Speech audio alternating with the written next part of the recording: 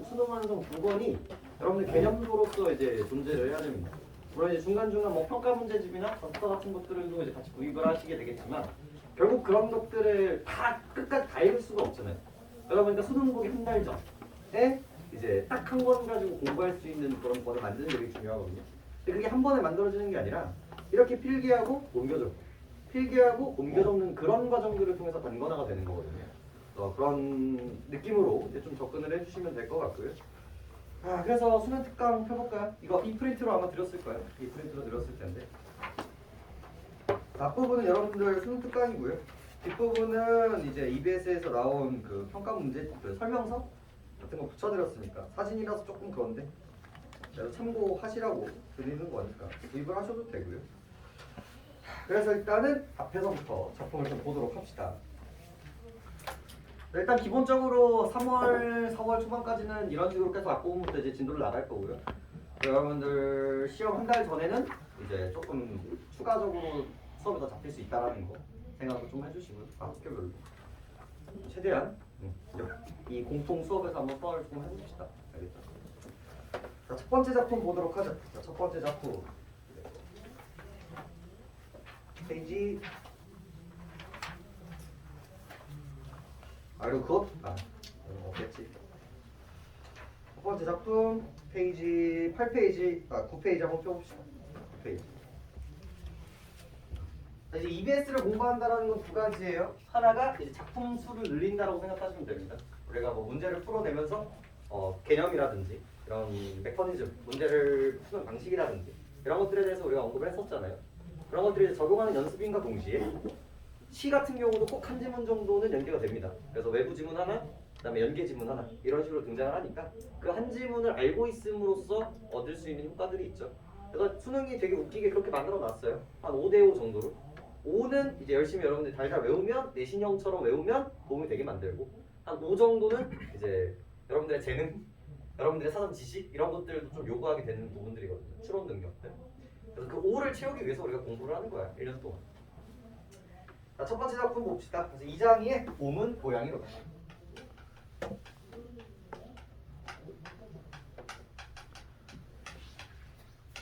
수능에서 출제할 수 있는 가능성은 그렇게 높지는 않지만 내신에서는 조금 다룰 수 있는 작품이라고 생각을 해요.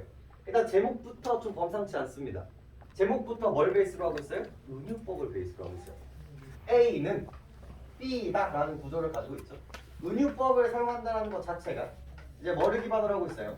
비유를 쓰고 있다는 거고 요거 나오는 순간 뭐 고민하는 건 당연스러운 거예요? 원관념과 보조관념 고민하는 건 당연한 이야기겠죠. 아예 직접적으로 등장하고 있잖아. 난 뭘 얘기하고 싶어? 봄에 대해서 이야기를 하고 싶은데 그 봄의 이미지가 뭐와도 연결이 된다? 고양이와도 연결이 된다라는 걸 제목에서 이제 확인을 할 수 있고 그래서 이 글 주제 역시도 봄에서 느껴지는 이 고양이와의 형상성 이런 것들이라고 생각을 해주시면 됩니다. 그죠? 보죠. 꽃가루와 같이 부드러운 고양이의 털에 고운 봄의 향기가 어리우는도다. 자, 첫 번째부터 보여요. 꽃가루와 같이. 벌써 뭐가 등장합니까? 직유법이 등장하죠. 제목에서는 은유가 등장을 했었는데 첫 번째 행에서는 이제 직유를 통해서 애초에 이 글 자체는 뭐야? 봄과 고양이를 매칭시키고 싶단 말이에요. 그래서 수많은 비유법들이 등장을 하게 됩니다. 그래서 직유로 시작을 하고 있고요. 부드러운 고양이의 털.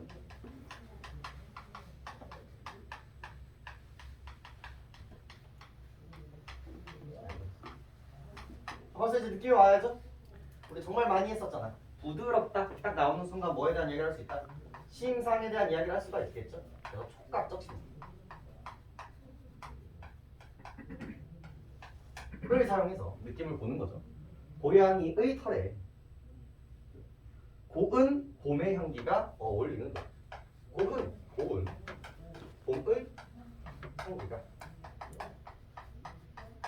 그다음에 어리움. 벌써 느낌 왔었습니까? 나는 봄을 어떻게 봐? 되게 좋게 보고 있다는 걸 확인할 수 있죠. 그리고 향기 이걸 통해서 뭡니까? 후각적 심장입니다.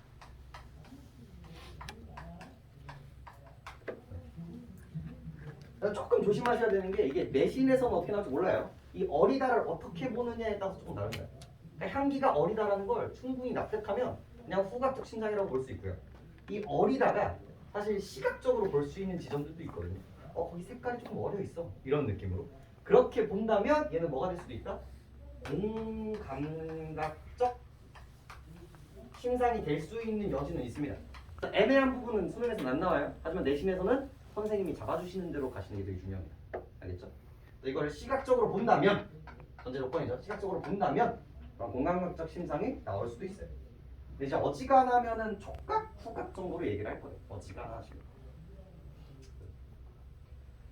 그리고 이제 봄 요것 때문에 우리 기출 때문이라도 알겠죠? 뭐에 대한 이야기? 계절적 시험, 계절적 심상 이런 이야기들을 나올 수가 있고.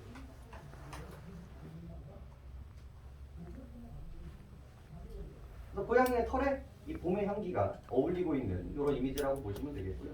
이 작품의 특징은요. 1년은 조금 정적이고 부드러워요. 2년은 날카롭고 동적이고요. 3년은 다시 부드러워요. 4년은 다시 또 남성적이고 날카롭습니다.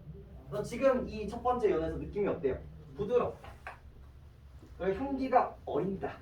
동적인 이미지인가요? 정적인 이미지인가요? 라고 했을 때 선생님 움직이는데요 느낌이 아니라 천천히 이렇게 거의 좀 움직임이 없다 이런 느낌으로서 뭐의 이미지입니까? 이 정적인 심상 요거까지 이제 뽑아내실 필요가 있겠죠. 이거를 조금 유식한 말로 뭐라고 부르죠? 이걸 조금 유식한 말로 정태척이라고 이야기를 합니다. 정태척. 요거 내신이니까 요런 이미지들을 이제 여성적 이미지라고도 얘기를 합니다. 요게 이제 첫 번째 형 이야기죠. 자 그럼 두 번째 형도 봅시다. 금방울 같이 호동굴한 고양이의 눈. 똑같은 구조를 가지고 있어요. 금방울과 내가 갖고 온 거예요. 같이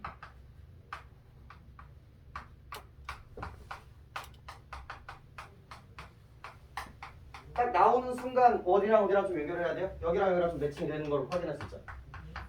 뭐뭐와 같이 뭐뭐의 뭐뭐에 라는 구조를 가지고 있어요. 여기서 나올 수 있는 포인트가 뭡니까? 유사한 품사구조.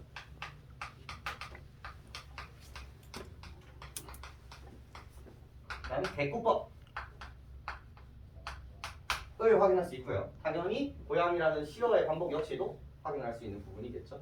자연스럽게 지규도 그대로 볼 수가 있겠고요. 자, 아까 전에는 촉각적 심상을 보여주고 있었는데 호동그램 여기는 뭡니까? 시각적 심상이라는 걸 확인할 수 있죠. 이 글은 다양한 심상을 통해서 라는 수식어가 되게 잘 어울리는 작품이라고 보시면 됩니다. 애초에 주제가 없어요. 왜냐면 시인의 주관이거든요. 시인의 주관이에요. 뭐야? 그냥 봄이랑 고양이랑 어울리는 거야. 이미지가. 거기서 그래서 이제 주관적인 이미지를 만들어 두는 건데. 금방울과 같이 호동굴한 고양이의 눈에 맺힌, 미친. 이 미친이 해석에 따라서 조금 다른데 이거 미친으로 많이 보거든요. 미친. 맺힌도 괜찮은데 미친? 봄의 뭐 이거는 해석에 따라 다르니까 불길이 이렇게. 포인트는 뭡니까? 봄의 뭐예요? 불길이에요. 불길. 그래서 항상 이런 뉘앙스. 봄이 가지고 있는 전형적인 뉘앙스는 뭡니까? 생명력. 우리 샤갈 기억하시나요? 생명력, 행동감. 수식어 심상치 않죠? 그리고 흐르도다 심상치 않죠? 그래서 여기도 시각을 베이스로 얘는 정적 이미지가 아니라 무슨 이미지? 동적 이미지라는 걸 볼 수 있습니다.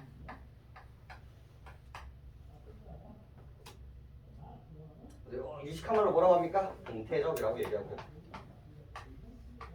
자연스럽게 남성적 이미지도 괜찮습니다.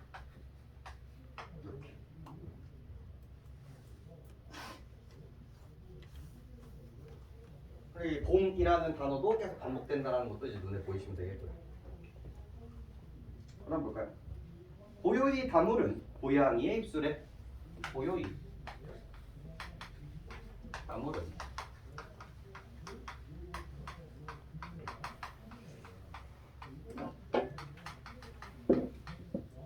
이 작품은 대칭, 대응이 되게 중요하거든요. 네, 앞에서는 완전히 똑같았죠. 속성만 조금 비틀었단 말이에요. 근데 여기는 똑같지만 여기는 뭐가 빠져있다는 걸 확인할 수 있어요? 비유법이 지금 빠져있다는 것만 확인해 주시면 됩니다. OX 정도만 이제 확인해 주시면 되겠고 정적, 동적 다시 어때요? 정적으로 바뀌고 있는 뉘앙스 모아주시면 되겠고 그리고 고유히 다물어 있다라는 거는 뭐예요? 다물어 있다. 뭐 시각적 정도라고 이야기할 수 있겠고요. 포근한 봄조름이 떠돌아라. 그래서 포근한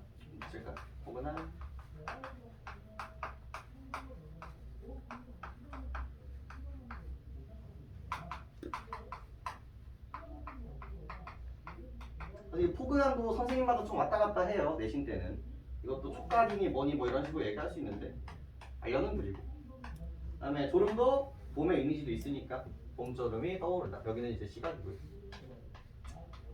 뭐 심상은 여러분들 학교 선생님 따라가시면 됩니다. 다시 정적 이미지의 여자 이미지, 부드러운 이미지 정도라고 잡아주시면 되겠고 마지막이죠? 날카롭게 쭉 뻗은 시각이죠. 고양이 수염 풀은 몸을 생기가 이노 뻗어라 이 구조죠? 자, 처음 나왔네요. 시각은 계속 나왔지만 뭐에 대한 이야기? 색채감을 가지고 있는 시어를 쓴다라는 거 되게 중요하게 보시면 되겠고 봄의 자, 차이점 보이시나요? 여기도 봄의 여기도 봄의 여기도 봄의인데 여기만 봄조름이에요. 그러니까 다 봄의 이미지는 있지만 얘가 조금 변주되었다라는 것 정도만 조금 느껴주시면 되겠고 그리고 얘도 만약에 그냥 나오면은 충분히 뭐랄까 정적인 이미지가 될 수 있거든요. 근데 이 작품 자체가 정적, 동적, 정적, 동적으로 봐야 되거든요. 특히나 요거 때문에, 요 수식어 때문에 충분히 동적으로 볼 수 있는 여지가 있어요. 그래서 동적이고 음성적인 이미지가 만들어졌다. 이런 식의 구조를 가지고 있는 게 이 작품이라고 보시면 됩니다. 표현법들을 조금 정돈을 해보면요. 이 글의 전개 방식은 뭘까요? 이 글의 전개 방식.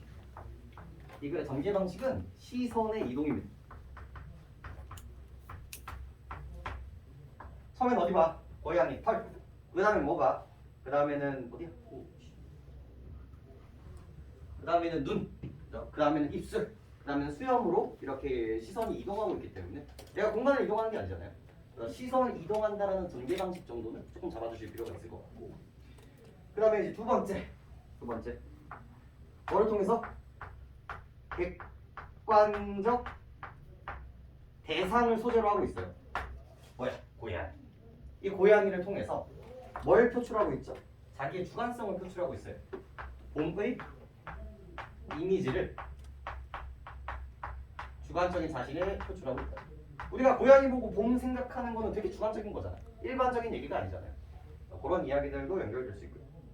봄을 이미지를 표출했다, 혹은 뭐 연상했다. 이런 키워드들은 좀 갖고 가실 필요가 있겠네요. 세 번째, 대꾸법. 무조건 나옵니다. 그리고 유사한 통사 구조를 보기에도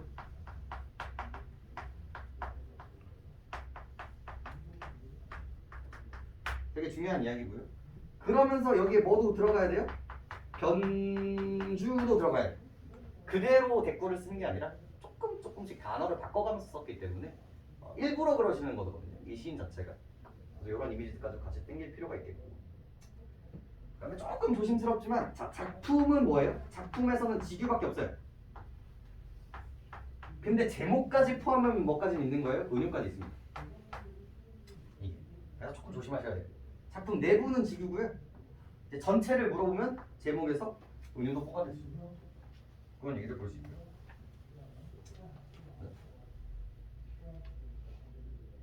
다섯 번째.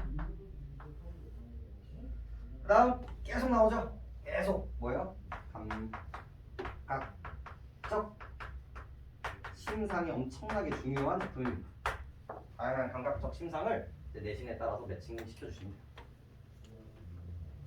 이 정도.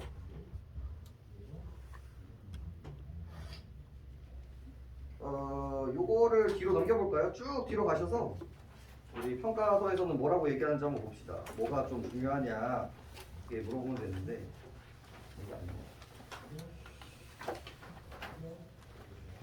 사진을 PDF로 만든 거라 조금 그런데.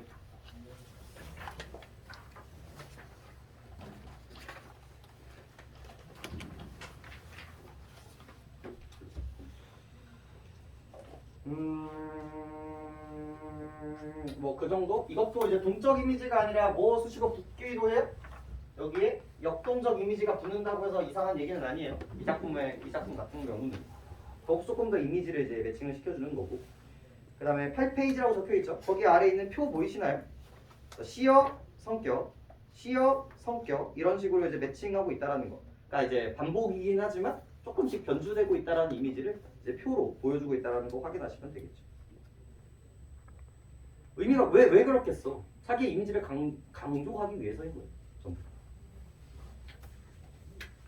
그다음에 9페이지에 나오는 것들도 뭐 다 변주에 대한 이야기입니다. 약강, 강강 이런 식의 이미지인데 선생님이 이제 설명을 해주시면 챙겨가시는 거고요. 사실 되게 주관적인 얘기들이라서 좀 힘들어요, 얘네들은. 수능에서 나오기는. 그리고 봄의 고양이로다 변주. 사실 보시면 됩니다. 1연, 2연, 도다. 3년에 이라. 그다음에 직유 표현이 있다, 없다. 그죠? 그다음에 이미지 성격의 유사 인접도 나올 수 있는데 2연에 여기만 되게 거슬리거든요. 갑자기 이러죠. 나머지 애들은 그래도 괜찮은데 얘만 갑자기 약간 급발진하는 느낌이 좀 있거든요.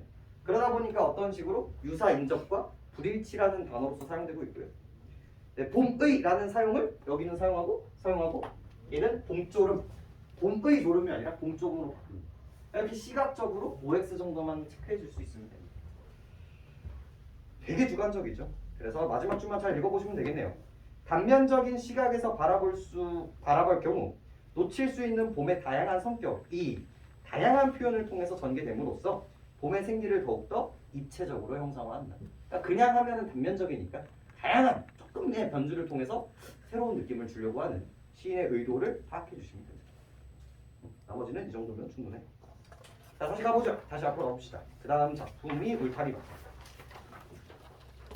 얘는 나올만해요. 얘는 중요한 작품입니다. 5개까지는 아니더라도 한 2개 반? 3개 정도는 나올 수 있는 작품이라고 생각하는데 주제 의식도 조금 괜찮죠. 여러분들 수능이 여러분들한테 요구하는 착한 이미지 와도 좀 연결되는 부분이기 때문에 좀 챙겨가실 필요가 있어요. 제목이 어때요? 울타리 밖이라는 겁니다. 그러면 이 울타리가 상징하는 바가 뭐면서 그리고 울타리의 안과 울타리의 밖의 이미지가 뭘까를 조금 생각하시면서 글을 보실 필요가 있겠죠.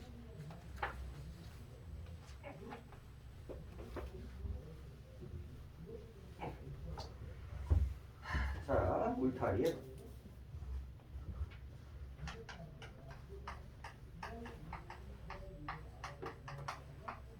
미리 조금 말씀드리면 이 울타리는요 우리의 사적 재산 느낌이라고 생각하시면 됩니다.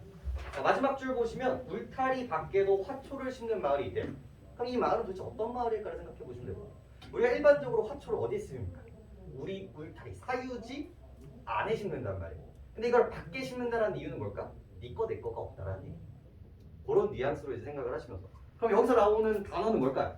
내 거, 내 것만 이런 느낌이 아니라 공동체, 그 다음에 조화로움 이런 식의 주제의식으로 이제 연결될 수 있는 부분들이죠. 읽어볼까요? 자, 머리가 마늘쪽같이 생긴 고양이 소녀와 한여름을 알몸으로 사는 고양의 소녀가 같이 나이 서러도 사랑스러운 들길이 있다. 자, 첫 번째. 머리가 마늘쪽같이 생긴 고양이의 소녀예요. 자, 머리가 마늘쪽같이라는 걸 통해서 우리가 첫 번째 뭘 확인할 수 있어요? 직유법 확인할 수 있죠. 그리고 가와 나를 같이 읽는 시잖아요. 그래서 공통점이 벌써 나옵니다. 그리고 한여름을 알몸으로 사는 고양이의 소녀라고 이야기를 하고 있는데, 자, 같이 머리가 마늘쪽 같이 한여름을 알몸으로 사는 이런 것들 다 뭐라는 걸 확인할 수 있어요? 외적인 묘사라는 걸 확인할 수 있어요. 외양 묘사, 외적 묘사라는 키워드가 나올 수 있습니다.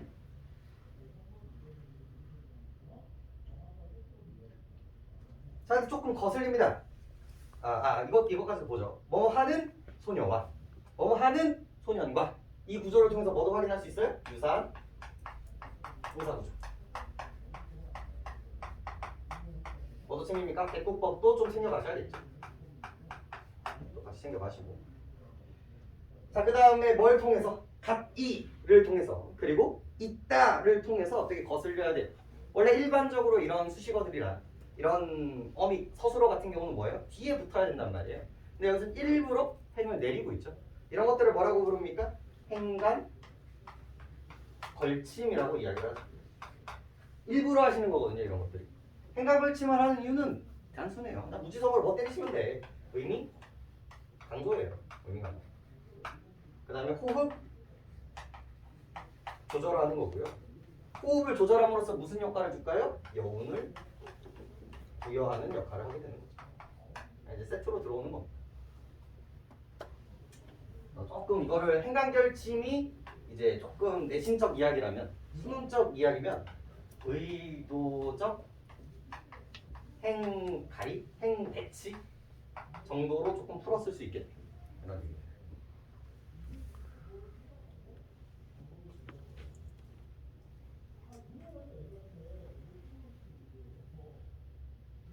내용을 조금 보시면 표현법은 뭐 이 정도고, 내용을 조금 보시면 결국은 뭐 수많은 수식어들이 붙지만 소년과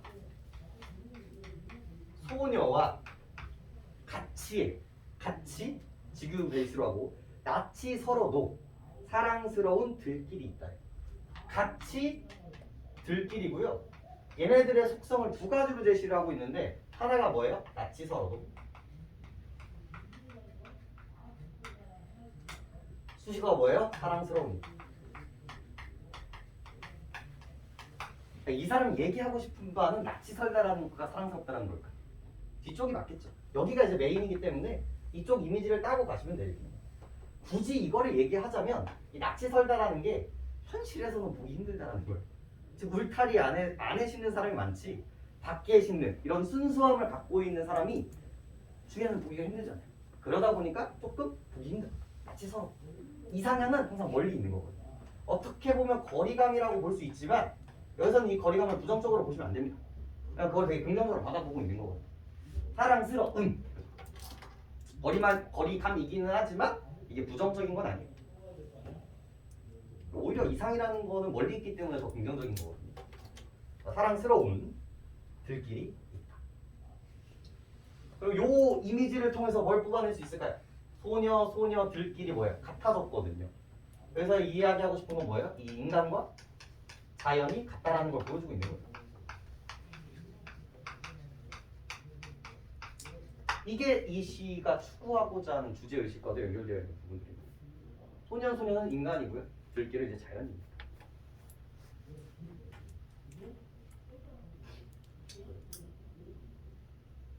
그래서 이제 자연의 흐름을 보여주고 있어요. 그 길에서 아지랑이가 피듯 태양이 타듯 제비가 날듯 길을 따라 물이 흐르듯 그렇게 그래서 여기 자연스럽게 이 들길에 대해서 설명을 하고 있는데 그 다음에 뭐야? 뭐뭐 하는 듯이 를 대꾸법 유사한 통사 구조를 통해서 반복하고 있죠. 얘들을 뭐로 묶을 수 있어요? 자연의 섭리로 묶을 수 있어요. 자연스러운 걸 보여주고 있는 거예요.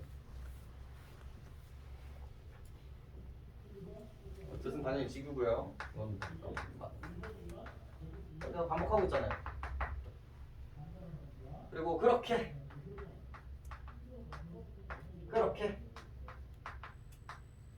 여기도 뭐가 들어가 있어요? 의도적 행배치, 행간걸침 덧줄.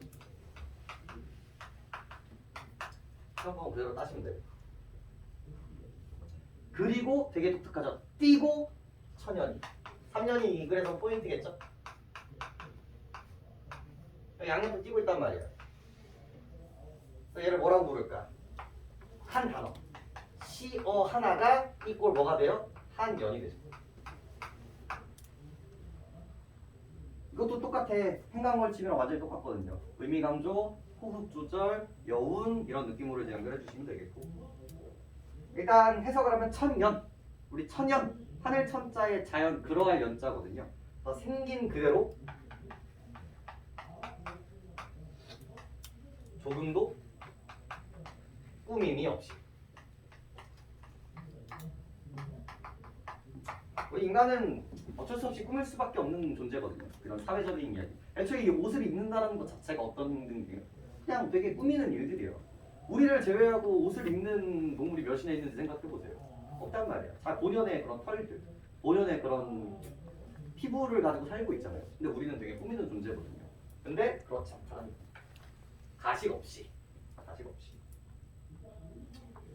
그리고 이 천연이에서 나올 수 있는 효과들을 조금 보여드리면 얘는 빨간색이겠죠? 앞뒤를 연결해주는 시험입니다. 앞면과 뒷면을 연결해주는 시험.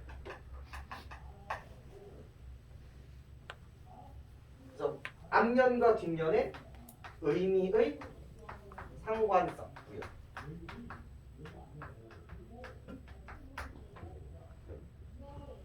똑같아요. 시상의 집약. 네. 그리고 일단은 어떻게? 천연희 하면서 확 몰입이 된단 말이에요. 그런 것들이 조금 유식한 말로 시상의 집약이라고 이야기를 하고요. 그 다음에 이거 어때? 생긴 그대로 조용는 꾸밈 없이 자연 그대로. 우리 인간도 그랬으면 좋겠다라는 이상향을 보여주고 있는 거거든요. 그래서 이 단어 자체가 뭐를 갖고 있어요? 주제를 함축하고 있다라는 것도 자연스럽게 따라올 수 있는 단어입니다. 여기 만약에 내신에서 나온다면 이 얘기를 나올 수밖에 없겠죠. 그런 부분.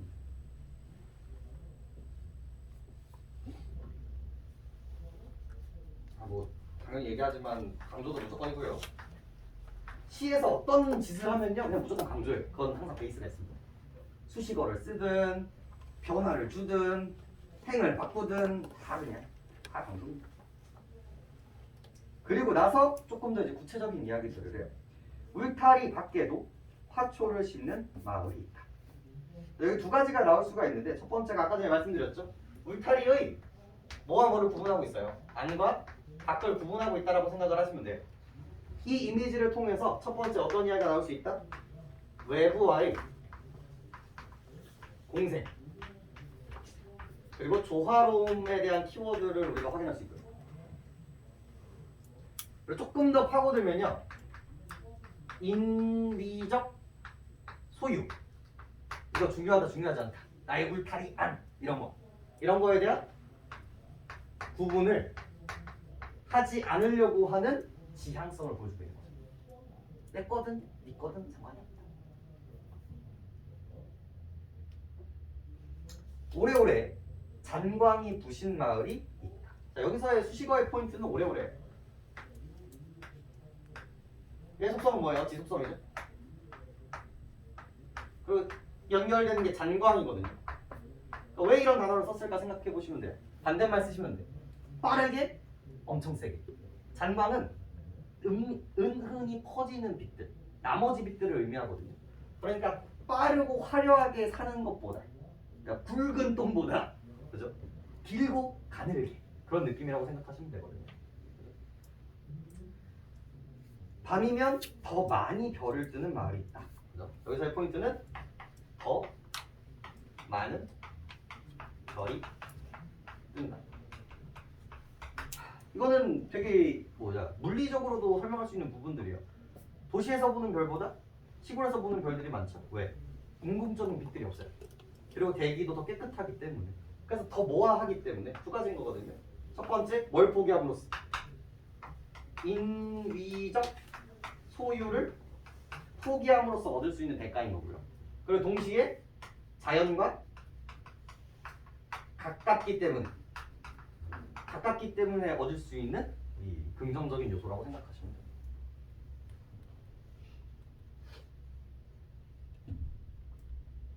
그렇죠?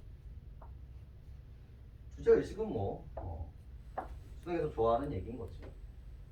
공생과 조화롭게 살자, 인위적 소유에 구분하지 말자 뭐처럼 이렇게 아름다운 자연스럽게 흘러가는 들길처럼 우리 인간도 요랬으면 좋겠다. 이런 뉘앙스를 가지고 있는 작품이라고 보시면 됩니다. 뒤쪽으로 다시 가볼까요? 여기서 한 줄 정도는 조금 체크해 볼 만한 게 있는데 좀 왔다 갔다 해도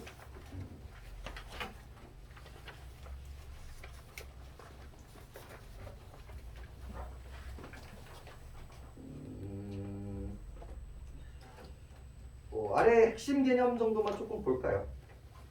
일반적인 관점 보시면 내가 가진 것은 내 영역 안에 고정되어야 하고요. 나와 남은 울타리를 통해 뚜렷하게 구분돼야 되는 게 우리 일반적인 관점이라는 걸 알 수 있죠.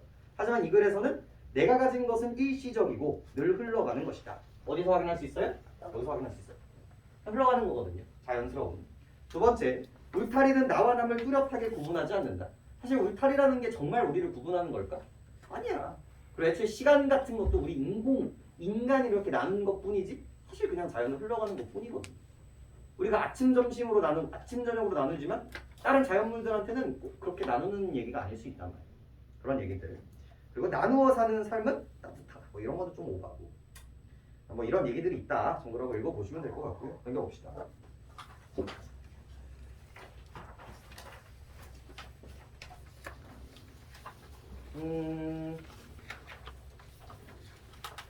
좀 보고 싶은 게 포인트 2에서 첫 번째 연 좀 볼까요? 첫 번째 줄.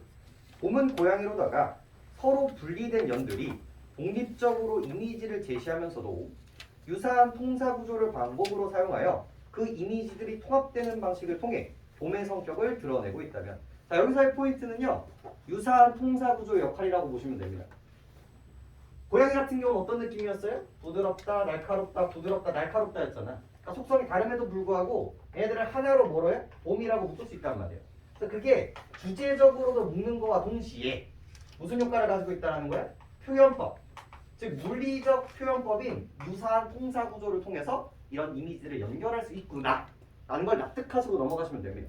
다른 시에서도 똑같이 쓰이는 문학적 어투에 유사한 통사 구조라면 연결이라는 이미지로 잡아주시면 되겠고요.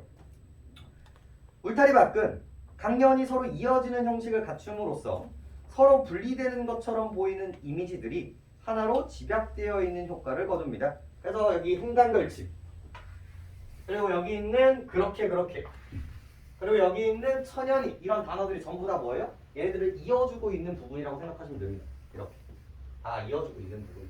왜냐면 얘네들의 속성들이 어떻게 되고 있어요? 계속 그 다음 행으로 넘어가고 있거든요. 그런 얘기라고 보시면 되겠고. 세 번째 볼까요? 이연에서 뭐뭐 하는 듯을 통해 나타나는 자연의 섭리는 그렇게 3년의 천연이와 연결되어 사연에 나타나는 행위 및 현상들을 수식함으로써 작품 전체가 긴밀히 관련되는 구조를 형성하게 됩니다. 똑같은 얘기.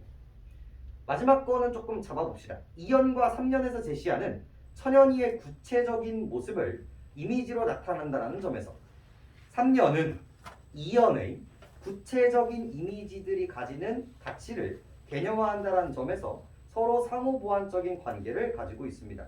그래서 하나는 추상적인 거고요. 하나는 구체적이라는 걸 볼 수가 있겠죠. 하지만 두 가지를 같이 연결을 함으로써, 그죠? 남자와 여자가 서로 보완을 해주는 것처럼 구체와 추상이 보완을 해주고 있다. 이런 식으로 얘기해 줄 수 있습니다. 두 작품 역시 모두 서로 상반된 이미지들을 하나로 통합하려고 하는 작업들을 하고 있다. 이 정도로 이제 생각을 해주시면 되겠죠. 문제 가볍게 풀어볼까요? 쓱 풀어볼게요.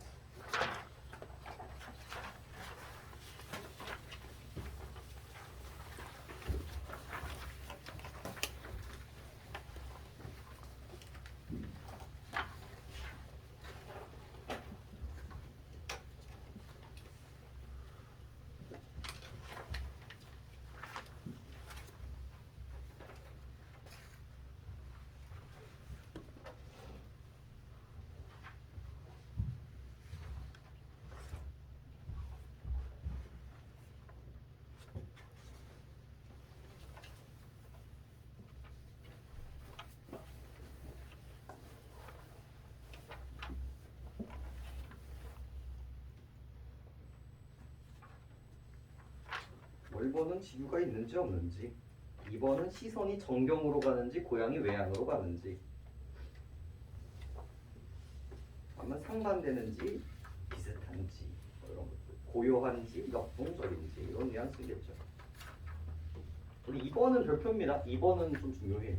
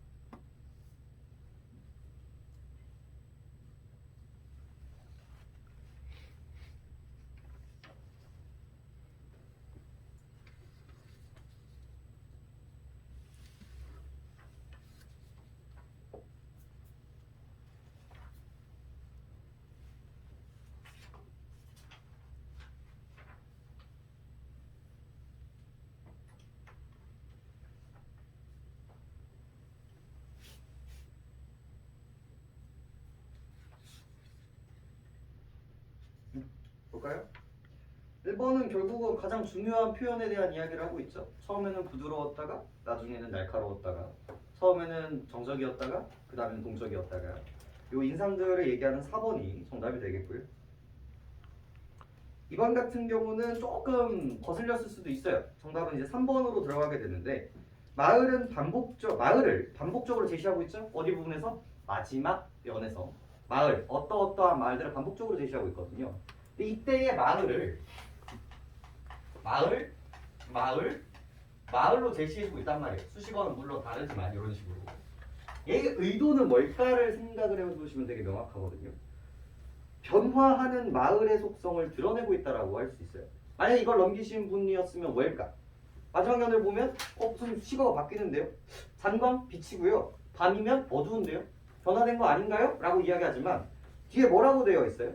마을의 외양 변화가 아니라 뭐예요? 마을의 속성 변화라고 이야기를 하고 있죠. 이게 되려면 뭐예요? 긍정, 부정 같은 속성, 동적, 정적 같은 속성이 변해야 되지 그럼 외향적인 묘사가 변하는 건 아니라는 걸 알 수 있죠. 이 마을을 보여주는 건 뭐예요? 이러한 마을, 이러한 마을, 이러한 마을이 나의 이상적이다. 즉 얘네들은 다 뭐예요? 같은 거라는 걸 확인할 수 있지. 똑같은 결이란 말이에요. 안에 씻는, 은은한, 별이 빛나는 다 똑같은 걸로 봐야지 다르다라고 보는 순간 이제 주제의식과 어긋나기 때문에 공통이겠죠. 변화하는 마을의 속성이 아니라 공통된 마을의 속성을 얘기하는 게 훨씬 더 중요한 이야기겠죠. 3번에는 두 가지 정도만 좀 잡아주시면 되는데 지시관형사를 쓴다는 것 자체가 일부러거든요. 그냥 길에라고 얘기하면 되는데 굳이 그 길에라고 이야기를 하는 거예요. 이렇게 지시대명사를 쓴다는 것 자체가 뭐의 힘을 가지고 있다? 연결, 지침, 강조의 역할을 가지고 있구나 라는 문학적 개념을 가지고 가시면 되겠고요. 그리고 마지막 줄 챙겨가시면 되겠죠. 이 연결 속에서 천연이라는 시어가 이연과 사연에 나타나는 구체적인 표현들을 관념적인 의미로 연결해 줌으로써 자, 이연은 되게 어떤 이미지를 갖고 있어요? 물 흐르는 듯, 태양이 빛나는 듯, 뭐 어떡하라? 되게 추상적이죠. 하지만 천연이를 통해서 이 사연에 등장을 하는 별이 많이 빛나. 우리 눈으로 볼 수 있잖아요. 그죠? 울타리 밖에 있는 훨씬 더 어떤 느낌이에요? 구체적인 이미지로 연결되고 있죠. 그래서 얘를 통해서 상호 보완하고 있다. 연결하고 있다. 이런 식의 이야기들을 대신해서 많이 나온다면 만나게 될 겁니다. 여러분. 됐죠? 다음 가봅시다. 다음 지문 12페이지 가보죠. 12페이지. 여러분들이 제 고전 영상을 열심히 듣고 계시다면 한 번쯤은 보셨을 그런 작품들이죠. 실제로 여러분들 그 차례 보시면 어디선가 많이 봤었던 제목들이 보일 거예요.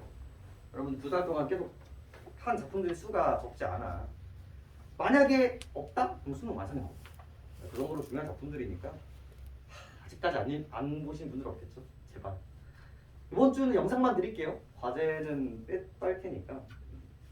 시험해 봅시다. 자, 그래서 고전 소설에 대한 이야기를 해주고 있는데 둘 다 작자 미상이고 특히나 가 같은 경우는 무슨 시조라는 걸 알 수 있어요? 사설 시조라는 걸 알 수가 있죠. 사설 시조라는 걸 확인할 수 있는 근거는 뭡니까? 중장이 엄청나게 길어졌다는 걸 확인할 수 있는 거죠. 가운데 줄이 엄청나게 길어요. 그러다 보니까 얘는 누가 썼다? 평민이 썼다라는 걸 알 수 있고요. 평민이 썼기 때문에 솔직한 감정, 사랑, 이별, 그리고 뭐 풍작, 태학, 힘든 삶 이런 것들에 대한 주제의식으로 이어질 수밖에 없다는 거 생각을 해주시면 됩니다. 그리고 이 중장을 길게 하는 방식에 대해서도 설명을 해드렸었는데 어떤 식으로 길게 늘어뜨려요? 그 당시에 평민이 썼다라는 건 그러니까 문학적으로 막 그렇게 현란한 것들을 쓸 수가 없어요. 함축적이지가 않아 오히려. 길게 썼다라는 건 뭐냐면 하고 싶은 말은 많은데 함축을 못했다라는 얘기랑 똑같은 거거든요. 그래서 얘를 어떻게? 반복, 나열, 열거,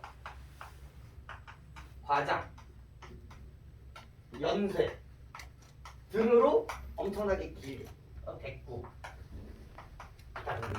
이거를 통해서 길게 늘리려고 하는 거고 결국은 이걸 하는 이유는 뭐다? 결국은 강조다. 자신의 감정을 강조한다. 상황을 강조한다. 자, 이렇게 연결될 수 있다는 거 확인하시면 되겠죠. 자, 작품을 한번 가봅시다. 창 내고자. 창 내고자. 이내 가슴에 창 내고자. 그래서 창을 내요. 창을 내요. 나의 가슴에 창을 내요. 자, 첫 번째 눈에 보이는 게 뭡니까? 시역, 시구, 의 반복이라는 걸 확인할 수 있죠. 하나 먼저. 그죠? 그다음 두 번째가 그 유명한 우리 고려 소교 때부터 등장합니다. 살얼이 났다. 청산에 살얼이 났다. 가시렵니까? 가시렵니까? 나를 버리고 가시렵니까? 무슨 구조예요? A, B, A 구조를 이거 확인할 수 있죠. 내신적으로 많이 나오는 얘기들이에요. 그 다음에 요것도 나올 수 있어요. 말이 돼야 안 돼요. 내 마음에 창을 낼 수 있나 없나? 마음은 눈에 안 보여. 창을 낸다는 건 구체적인 행위란 말이에요. 그래서 뭐도 충분히 나올 수 있다. 추상의 구체화. 의 여지도 충분히 나올 수 있는 여지예요. 그래서 이걸 통해서 다 뭐야? 결국 이거 쓰는 이유가 뭐다? 결국 다 뭐야? 사자를 소망을 강조하고 있는 측면이라고 볼 수가 있겠죠. 도대체 이 사람은 왜 이 마음에 왜 창을 내려고 하는 것일까라고 생각하시면 됩니다. 뻔하지. 힘든 삶이 있겠지. 그다음 고무장지, 제사장지, 들장지, 열장지, 암톨적이, 수톨적이, 배목걸기, 크나큰 장소리로 뚝딱 박아 이내 가슴에 창을 내고자. 자, 뻔하디 뻔한 패턴입니다. 중장을 어떻게 하고 있어요? 이렇게 하고 있죠. 반복을 하고 있고요. 특히나 장지문의 종류를, 그죠? 그 다음에 부속품을 뭐 하고 있다? 나열하고 있다라고 보시면 되겠고요. 그러니까 이 문을 만드는 종류, 그리고 그거를 만드는 못, 걸쇠, 유리 이런 것들을 반복하고 있다라고 보시면 되겠고요. 그 다음에 조금 챙겨가셔야 되는 게 뚝딱, 생각보다 중요합니다. 왜? 음성상징어. 자연스럽게 뭐 이것뿐만이 아니라 이 전체적인 내용이기도 한데 사설시조지, 평민이지, 양반이랑 대칭해야 된단 말이야. 그러다 보니까 순, 우리만. 그리고 애초에 이 장지문의 종류라든지 부속품 같은 거를 양반이 할까? 아니란 말이야. 그래서 이 뭐 다 여기 연결되는 건데 이런 평민의 소재라는 걸 우리가 확인할 수 있지. 이런 것들이. 얘네들이 평시조, 양반과 대칭성을 갖고 있는 소재들이기 때문에 문제를 출제가 되는 거예요. 예. 의성어. 딱. 얘기 안 해도 되겠죠? 청각. 그리고 창을 내고자. 그래서 앞에 있는 이 시어의 식구를 다시 한번 중장에서 반복하고 있다는 것도 확인하시면 되겠죠. 그리고 마지막 종장에 뭐가 나옵니까? 이따금 하 답답할 때면 이유가 등장을 해요. 여다다 볼까 하노라 라고 얘기를 하고 있죠. 그래서 내가 뭐 하기 때문에 너무나 답답하기 때문에 여기 창문에 열을 내서 열고 닫고를 해가지고 뭐야 이거를 좀 풀고 싶다. 나는 뭘 보여주고 있다? 소망을 드러내고 있다는 걸 확인할 수 있죠. 그러니까 이 사람이 긍정적인 상황이야 부정적인 상황이야. 부정적 상황에 처했다는 걸 알 수 있고요. 여기서 끝나도 되는데 이거를 하려고 하고 싶다라는 거야. 그래서 어떤 식으로 해석할 수 있는 여지는 있다. 원래 이제 봐봐. 양반이야. 그럼 어떻게 쓸까? 오장 육부가 끊어지는 듯 하겠구나. 주어가 들었죠? 오장 육부가 끊어지는 거야. 왜? 님이 안 오니까. 근데 여기는 그렇다. 상대적으로 웃은 거야. 상대적으로 위트 있게 넘어가려고 노력을 하는 거고 상대적으로 뭐라는 걸 알 수 있어? 의지적인 태도라고 볼 수도 있다. 이런 여지도 있다. 극복 여지가 이제 존재하는 거니까요. 보시면 되겠네요. 그리고 충분히 이런 얘기들도 나올 수 있어요. 이 평민들의 그 당시 평민들의 단어가 조금 거슬리기는 한데 뭐랄까 개성적 표현? 이쪽이 낫겠습니다. 을 확인할 수 있다 정도라고 생각합시다. 해학으로 넘어가기는 조금 과하긴 한데 해학이라고 설명하시는 선생님도 있을 거예요. 아, 이 시도 진짜 많이 나오는 시거든요. 근데 왜 이렇게 많이 틀렸는지 모르겠어. 바람도 쉬어넘는 고개. 구름이라도 쉬어넘는 고개. 패턴이 똑같죠? 대꾸법과 반복을 통해서 변주를 통해서 고개를 강조하고 있어요. 어떤 고개가 있단 말이야. 그리고 우리 일반성을 알고 있잖아. 이 고개는 무슨 역할을 하겠어? 장애물의 역할을 하겠지. 그 장애물이 엄청나게 높은 거야. 그래서 바람도 구름도 쉬어넘는 거예요. 자, 무슨 법을 베이스로 하고 있어요? 바람도 구름도 쉬어넘는데 의인법을 베이스로 하고 있죠. 바람이요.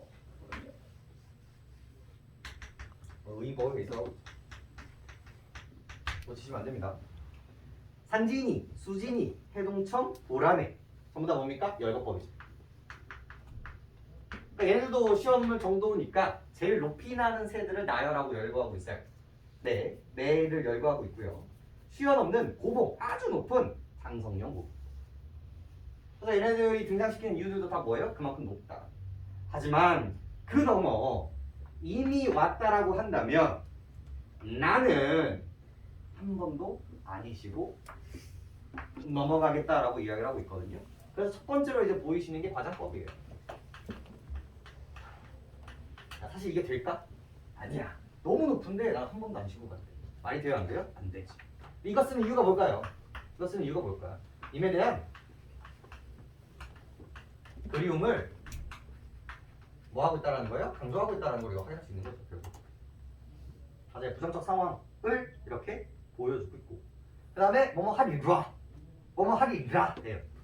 그러니까 굳이 얘기하자면 얘는 뭐라는 걸 알 수 있어요. 그리움 속에서 5장 6부가 끊어집니다 해서 끝나는 게 아니라 넘어가겠다 해서 끝난단 말이야. 충분히 거기에 초점을 두면 의지적 태도라는 것까지도 연결될 수 있다는. 형민들이 조금 더 적극적이죠. 양반들보다는. 이 정도는 뽑아낼 수 있어야겠네. 풀어보시죠.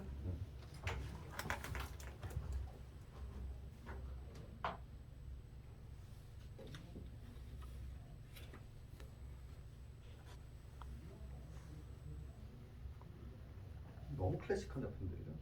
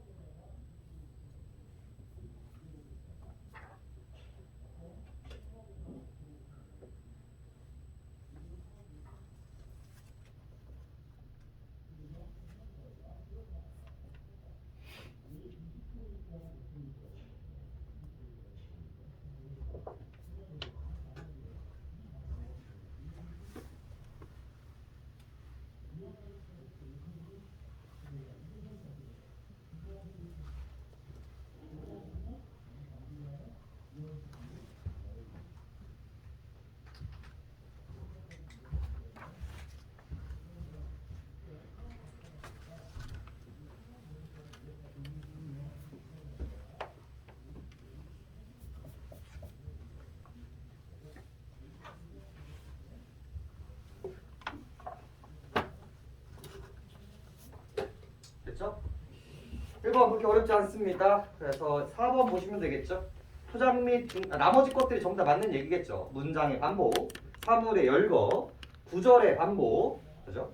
4번 보시면 화자가 질문하고 종장의 화자가 대답을 하는 형식을 취하고 있다. 이 전개 방식에서 이게 대화체, 대화의 역할을 하게 되는데 이런 작품은 아니었죠. 전부 다 혼자 얘기하고 있으니까 이런 것들 뭐라고 부른다? 독백, 독백체라고 이야기를 해야겠죠. 두 가지 다. 이번 같은 경우는 너무 쉬웠죠? 이 산의 역할이 뭐하냐? 님과 나를 나누는 장애물의 역할을 하겠지만 아무리 높다 해도 내가 한 번에 넘어갈 수 있다라고 얘기를 하고 있기 때문에 나의 사랑을 강조해주는 역할을 하게 되는 거죠. 그래서 답은 4번이 되겠습니다. 당겨보시죠. 얘는 단어 하나만 좀 챙겨가실 필요가 있는데 결국은 답답함이라는 정서가 지배적이기는 하죠. 하지만 마지막 줄을 좀 읽어볼게요. 우선은 사랑하는 이미 부재 중이라는 정황에서 결핍 쪽에 기울어진 정서가 엿보입니다. 그런데 만일 이 작품이 즉 전제 조건, 즉 이게 보기가 있기 때문에 가능한 이야기라는 거. 이 작품이 언젠가 다가올 만남의 순간에 대한 설렘을 보여준다고 한다면 한 번도 안 쉬고 넘어가리라는 표현에서 충일 쪽에 놓여있는 정서를 엿볼 수 있다. 저도 되게 오랜만에 보는 단어인데요. 이 충일이라는 뜻이 뭘까? 한동안 물어보는데 이거 충성심 아닌가요? 약간 이거. 그럼 이거 임금님 사랑으로 했을 때나요? 그게 아니야. 얘가 처음 보는 단어가 나오잖아요. 그럼 항상 내가 이 단어 잘 모르겠어. 그럼 반대급부를 생각해 보시면 조금 더 명확해지거든요. 이 글에서 이쪽 단어를 뭐로 썼을까? 결핍으로 썼어요. 그럼 여기는 이 충이는 뭘까? 충분하다라는 거예요. 그래서 얘가 차고 넘친다. 어떤 단어가 모를 때는 그 반대급부를 좀 찾아보시면 이미지가 조금 더 명확하게 나옵니다. 가득해서, 차서 넘친다, 충실하다 이런 느낌이라고 생각하시면 돼요. 나의 사랑이 지금 넘치고 있는 이미지라고 보시면 되겠죠. 다음 봅시다. 와, 정말 오랜만이죠. 에밀꽃. 이 작품은 너무 중요해서 안 나와요. 수능에 너무 중요해서 안 나오기 때문에 2호석 대부분 2호석씩은 나올 수 있거든요. 근데 메밀꽃은 안 나와요. 왜냐면 1, 2학년 교과서에도 실려 있고요. 약간 송민국, 상민국 같은 거예요. 너무 중요해서 안 실린 그런 작품이거든요. 근데 학교 선생님은 너무 좋아하시는 작품이니까 반드시 좀 찬찬히 좀 보실 필요가 있는데 항상 소설은 어지간하면 제가 전체적인 스토리를 조금 알려드릴 거예요. 왜? 만약에 얘가 나온다면, 수능에 나온다면, 모의고사에 나온다면 앞뒤가 나올 거예요. 여기가 나오는 게 아니라 앞뒤가 나온단 말이야. 앞뒤에 대한 전반적인 내용 정도는 알고 있어요. 우리 앞부분에 줄거리가 없어. 여기서 이제 등장인물 조금만 이제 앞부분만 좀 얘기를 해드리면 등장인물이 허생원이라는 사람이 등장하고 그리고 이 친구의 역할로서 조선달이었나? 조선달이었을걸? 이름이 있어. 조선달 맞을 거예요. 조선달. 이렇게 쓴거였습니다. 얘네들의 직업은 뭐예요? 얘네들의 직업은? 장돌뱅이. 장사꾼이죠. 장사꾼인데 이렇게 가게를 가지고 있는 장사꾼이 아니라 고부상인 거야. 이 장사 여기 서울에서 싼 음식 혹은 싼 물건을 가지고 사가지고 저기 강원도나 다른 데 가가지고 이제 더 이윤을 붙여서 파는 그런 약간 배달부 같은 역할도 하고 있는 그런 사람이라고 보시면 되겠는데 처음에 이제 장사 이 시장에서 이야기가 시작이 돼요. 근데 그날따라 약간 뭐 장이 잘 안 됐던 거야. 그래서 이제 얘네들이 주막에 가서 하룻밤 자고 다른 시장으로 가려고 하고 있었는데 이 허생원이 마음에 두고 있는 사람이 있었어요. 뻔하지 뭐 여간주 이런 거. 이 사람이 여간주인에 대해서 이제 호감을 가지고 있었는데 주모였죠. 주모한테 호감을 가지고 있었는데 어떤 어린 놈이 동이었을 거예요. 어떤 어린 놈이 이 어간 주인이랑 이렇게 뭔가 썸을 타고 있는 모습을 보이고 있었던 거예요. 그러니까 느낌이 어때? 괜히 심란하단 말이에요. 그래서 괜히 시비를 겁니다. 그래서 서로 어린 놈이 여기서 뭐 하고 있냐 이러면서 이제 갈등으로 이제 이야기가 시작이 돼요. 이렇게. 그래서 얘가 허생원이 얘한테 거의 패드립까지 날라요. 너는 엄마 아빠도 없냐? 이런 식으로. 사실 얘 아빠가 얘였죠. 얘는 고아로 컸거든요. 엄마밖에 없었어요. 아빠도 없었어요. 실제로 아빠가 없어서 되게 큰 충격을 받아요. 큰 충격. 어떻게 그런 심한 말을? 그러면서 이제 열심히 싸우다가 이제 수그러든단 말이에요. 이제 중간에 한 사건이 있는데 얘가 얘한테 마음이 풀린 이유가 뭐냐면 얘가 밖으로 나가요. 충격을 받은 다음에.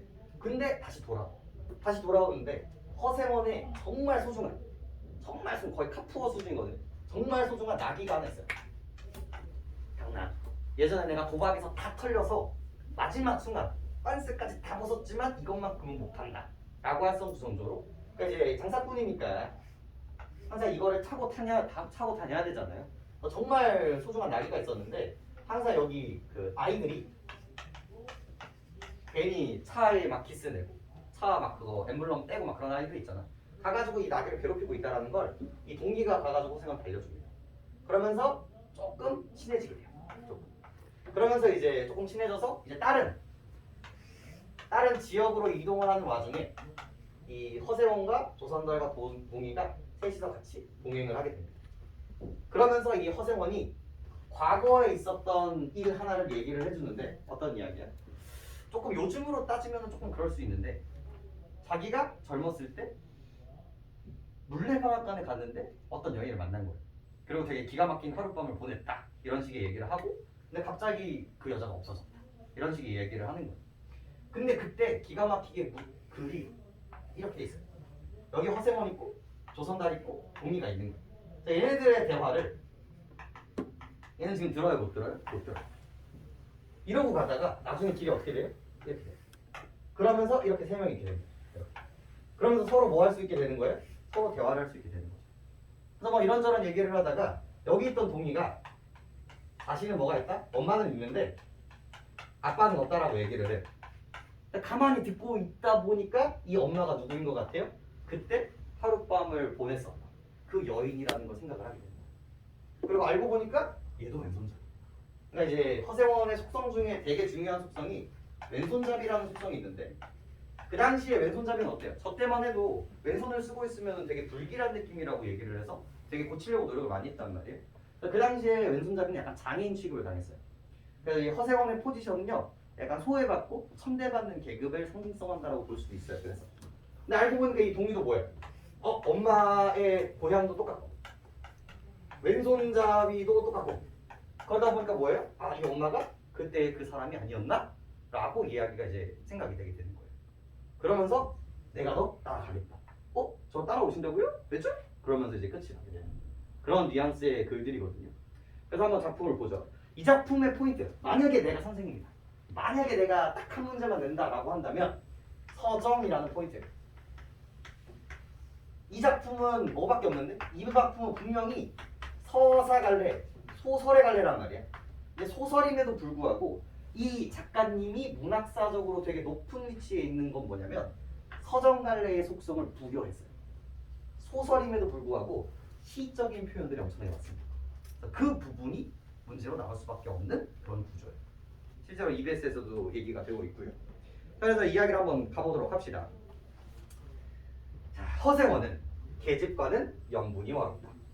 얼음뱅이 3판을 쳐듣고 대어설 숙기도 없었으나 계집편에서 정을 보낸 적도 없었고 쓸쓸하고 뒤틀린 만생이었다. 충주집만 생각하여도 철없이 얼굴이 붉어지고 발밑이 떨리고 그 자리에서 소스라쳐 버린다. 자, 처음부터 뭐에 대해서 얘기하고 있어요? 허생원의 캐릭터성에 대해서 얘기를 하고 있습니다. 그러면서 느낌이 와야지. 허생원이라고 얘기를 하고 있고 이 사람의 속성들을 얘기해주고 있잖아요. 얘의 소설, 이 소설은 뭐라는 걸 알 수 있어? 3인칭, 전지적, 작가 시점이라는 걸 첫 번째부터 알 수가 있어요. 그렇기 때문에 이 첫 번째 줄의 표현법이 만들어지는 건데 첫 번째 뭐야? 영분이 멀었다. 이 허생원의 속성, 여자와 거리가 없었다라는 속성을 이제 얘기를 해주고 있고요. 얼음뱅이 상판을 쳐들고 5갈 숙기 있어요 없어요? 없어요. 그죠? 그리고 쓸쓸히 뒤틀린 반생이었다. 그리고 철없이 얼굴이 붉어졌다. 이런 것들을 통해서 이 전적 작가, 즉 서술자가 이 허생원의 속성을 직접적으로 표현한다 라는 뉘앙스를 이 첫 번째에서 확인할 수 있죠. 첫 번째 줄에서 확인할 수 있는 거예요. 여자를 못 만난다. 어떻게 생겼다. 어떤 성격이다. 이런 것들을 직접적으로 얘기하고 있는 부분이죠. 그리고 여기서 이제 인물이 등장하죠. 누가 등장해? 충주집이라는 인물이 등장해요. 충주에서 온 집이다. 그 사람이 이제 호감을 갖고 있다는 걸 여기서 이제 확인할 수 있죠. 충주집 문에 들어서서 술좌석에서 짜장동이를 만났을 때는 어찌된 서술인지 화가 나버렸다. 그래서 이 사람이 화가 난 이유가 뭐예요? 이 동이라는 인물을 만났기 때문이었죠. 상위에 붉은 얼굴을 쳐들고 제법 계집과 농탕 치는 것을 보고서야 견딜 수가 없었던 것이다. 녀석이 제법 난질꾼인데 꼴사납다. 머리에 피도 안 마른 녀석이 낮부터 술 처먹고 계집과 농탕이야. 농탕은 잘동맹이 망신시키고 돌아다니구나. 그 꼴에 우리들과 한몫 보자는 셈이지. 동이 앞에 막아서면서부터 생망이었다. 걱정도 팔자여 하는 듯이 빤히 쳐다보는 상기된 눈망울에 부딪힐 때는 홧김에 따귀를 하나 갈겨주지 않고서는 배길 수가 없었다. 동이도 활을 쓰고 택하게 일어서기는 하였으나 허세원은 조금도 동색하는 법 없이 마음먹은 대로 다 짓거렸다. 어디서 주먹하는 선 모습인지 모르겠으나 내게도 아비영이도 있겠지. 그 사나운 걸 보면 마음 좋겠다. 장사란 탐탁하게 해야지. 계집이 다 뭐야? 나가거라. 냉큼 꼰치워. 그러나 한마디도 대거리하지 않고 하염없이 나가는 꼴을 보니 도리어 측은해졌다. 아직도 서먹서먹한 사이인데 너무 과하지 않았을까 하고 마음이 섬찟해졌다. 자, 뒤쪽은 이제 뭐에 대해서 이야기를 하고 있어요? 허생원과 동의의 갈등에 대해서 이야기를 하고 있고요. 이 부분에서는 뭐야? 허생원의 속성을 간접적으로 보여주고 있어요. 이 사람이 뭐야? 행동과 이 사람의 감정 변화를 보여줌으로써 이 사람이 성격은 조금 욱하나 그래도 여린 마음을 가지고 있다 라는 것들을 간접적으로 보여주고 있다는 부분인 거죠. 그래서 표현을 직접적으로 하는가 간접적으로 하는가는 인물을 설명하는 데 있어서 이 두 가지 방식인 거예요. 그래서 충분히 나올 수 있는 포인트라고 보시면 되겠고, 빡친 이유가 뭐야? 얘 호감이 있었는데 이렇게 서로 이제 이게 썸 타고 있는 모습을 보이는 거야. 그래서 화가 나는 거지. 그래서 이제 패드를 붙이는 거죠.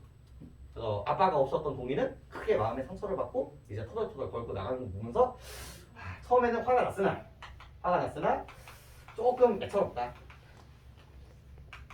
이런 생각을 하게 됐다라는 거. 그렇게 이제 연결을 할 수가 있겠죠. 그 다음에 조금 이제 표현법적으로 이 서술자적으로 얘기할 수 있는 부분들이 뭐냐면, 이 서술자가 뭐야? 그 사람의 대사를 뭐야? 이렇게 안 하고 그냥 전달해. 그냥 서술자가 그냥 전달해 버린단 말이야. 그죠? 그러면 얻을 수 있는 효과가 뭘까? 이렇게 함으로써 얻을 수 있는 효과가 뭘까? 이게 속도감이. 한 명이 주고받고 하는 게 아니라 그냥 서술자가 쭉 열거를 한단 말이에요. 이렇게 하면서 얻을 수 있는 게 속도라고 생각하시면 되겠고, 두 번째가 전지적 작가 시점이면 누구의 생각도 읽을 줄 알아야 돼요. 여기 있는 충주집이라든지 동의의 생각까지도 할 수 있었어요. 하지만 그럼에도 불구하고 철저하게 어디에 역할을 하고 있어요? 허생원에만 초점을 두고 있다는 거예요. 그래서 전체는 아니지만 지금 이 부분에서만큼은 충분히 뭐가 빠져나올 수 있는 거야? 초점 타자라는 개념이 충분히 나올 수 있는 여지가 있다는 거예요. 서술자가 다른 애들의 시선이 아니라 어디? 이 특정 인물의 시선으로서 그를 전개하고 있다는 걸 우리가 확인할 수 있는 부분이라는 거예요. 다 나옵니다, 여러분. 수능에서 엄청 좋아요. 이 지점. 그죠? 그래서 갈등으로 이야기를 하겠죠. 그래서 중략. 그러면서 무슨 이야기가 막 나귀가 막 이렇게 다시 돌아와서 나귀가 지금 공격을 당하고 있어요, 아저씨. 그래서 가가지고 이제 구해주고, 아이 내가 좀 그랬네. 그러면서 이제 같이 떠나는 그런 장면입니다. 자, 중략. 그렇다고 하여도 꼭 한 번의 첫일은 잊을 수는 없었다. 뒤에도 처음에도 없는 단 한 번의 괴이한 인연, 공평에 다니기 시작한 젊은 시절의 일이었으나 그것을 생각할 적만은 그도 산 보람을 느꼈다. 달밤이었으나 어떻게 해서 그랬는지 지금 생각해도 도무지 알 수가 없어. 허생원은 오늘 밤도 그 이야기를 끄집어내려는 것이었다. 자, 달밤 동그라미 치시면 됩니다. 여기서 길이거든요. 그 다음 마을로 가는 길. 이 길의 역할도 되게 중요하고요. 그리고 이제 길을 가면서 이제 옛 이야기를 꺼낸단 말이에요. 그 옛 이야기를 꺼내는 계기가 뭐였어? 바로 달밤이라는 소재. 이 달밤은요, 첫 번째 신비롭고 서정적인, 낭만적 다 되거든요. 분위기를 형성함과 동시에 이 사람이 과거를 회상하게 하는 과거 회상을 매개체로서의 역할을 하게 됐다는 거죠. 한 문제가 나온다면 일단 첫 번째로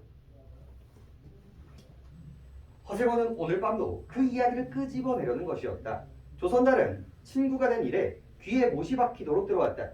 그렇다고 실증을 낼 수도 없었으나 허생원은 시침을 떼고 되풀이할 대로 되풀이하고 말았다. 그러면서 누구랑? 우리 허생원과 조선달 이렇게 친구였기 때문에 허생원 아저씨가 또 그 이야기를 하고 있다는 걸 알 수 있죠. 이렇게 반복되게 하는 이유는 뭐야? 이 사람 꼰대라서? 이 사람이 공감 능력이 떨어져서? 아니죠. 그만큼 이 사람에게 되게 중요한 일이었다는 걸 알았고, 조선달은 그걸 알았기 때문에 그냥 맞장구를 쳐주는 아주 착한 심성이 고운 인물이라는 걸 확인할 수 있어요. 거의 공감력 만땅이야. 공감력. 그 다음 조선달 편을 바라는 바였으나 물론 미안해서가 아니라 달빛에 감동하여서였다. 이거 내신에서 한번 나온 적 있었거든요. 나대의 법비 구절이라서 미안해서 쳐다보았다 이런 식으로 나올 수도 있어요. 그래서 그런 감정 라인들 좀 보시고 어지러워졌으나 보름을 가제 지난 달은 부드러운 빛을 흡옷이 흘리고 있었다. 대화까지는 70리의 밤길 고래를 둘이나 넘고 개울을 하나 건너고 벌판과 산길을 걸어야 한다. 길은 지금 산 허리에 걸려있다. 자 여기서부터입니다. 옆에 B라고 잡혀있죠. 그리고 여기가 아까 전에 얘기했었던 서정적 묘사의 끝판왕 부분입니다. 잘 보시면 돼요. 길은 지금 긴 산허리에 걸려있다. 밤중을 지난 무렵인지 죽은 듯이 고요한 짐승 같은 달의 숨소리가 손에 잡힐 듯이 들리며 콩포기와 옥수수 잎새가 한층 달에 푸르게 젖었다.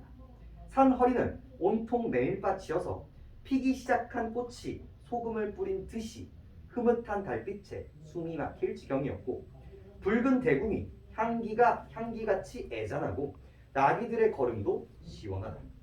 길이 좁은 까닭에 세 사람은 나귀를 타고 외줄로 늘어섰고 방울소리가 시원스럽게 딸랑딸랑 메밀밭계로 흘러간다. 앞장선 허재원의 이야기 소리는 옥문이선 동의에게 확 적히는 들리지 않았으나 그는 그대로 개운한 제멋에 적적하지는 않았다. 자 여기서 뽑아내야 되는 거 서정적 묘사입니다. 이거 알죠? 서정적 묘사. 자 서정적 묘사를 어떻게 했는가를 보실 필요가 있거든요. 자 첫 번째 뭐예요? 첫 번째 색채 이미지를 엄청 많이 씁니다. 그냥 쓰는 것도 아니고 어떻게 써요? 혼합해서 써요. 시도 이렇게 안 쓰는데 소설에서 색채감을 혼합해서 씁니다. 붉은 대궁, 푸르게 이런 뉘앙스들을 보면서 확인할 수 있었죠. 그 다음에 뭐뭐 하는 듯, 뭐뭐 하는 같이 이런 것들은 다 어디의 영역이에요? 비유법의 영역이란 말이에요. 전부 다 비유법의 영역이었죠. 그런 부분들 보시면 되겠고 밑줄 하나 쳐볼까요? 방울 소리가 시원스럽게 딸랑딸랑 메밀밭계로 흘러간다. 그 유명한 뭡니까? 꽁감각적 심상이라는 걸 우리가 확인할 수 있어요. 청각을 어떻게 표현했어요? 시각으로 표현했다는 걸 확인할 수 있죠. 청각의 시각화를 통해서 공감각적 심상을 표현했다. 시에서 이렇게 다 어디 영역이에요? 시의 영역입니다. 소설의 영역임에도 불구하고 시에서 많이 쓰는 이런 감각적 표현을 씀으로써 서정묘사를 강조하고 있다. 그럼 뭐 무슨 역할이야? 다 신비롭고 서정적이고 낭만적인 분위기, 그죠? 묘사 이런 뉘앙스로 이제 들어가게 되는 겁니다. 되게 그림 같죠? 색깔을 많이 나온다는 거예요. 그럼 그때 쓰는 단어가 뭘까? 그림 같다, 시각적 표현이 많다, 색채감이 많다. 그때 무슨 적이라고 할까요? 그림 같다. 회화적이라고 이야기를 하는 거죠. 이 작품 역시도 회화적인 표현들이 많이 쓰였다. 이런 것들도 다 충분히 괜찮은 겁니다. 그리고 외줄은 동그라미 칠만하죠. 외줄.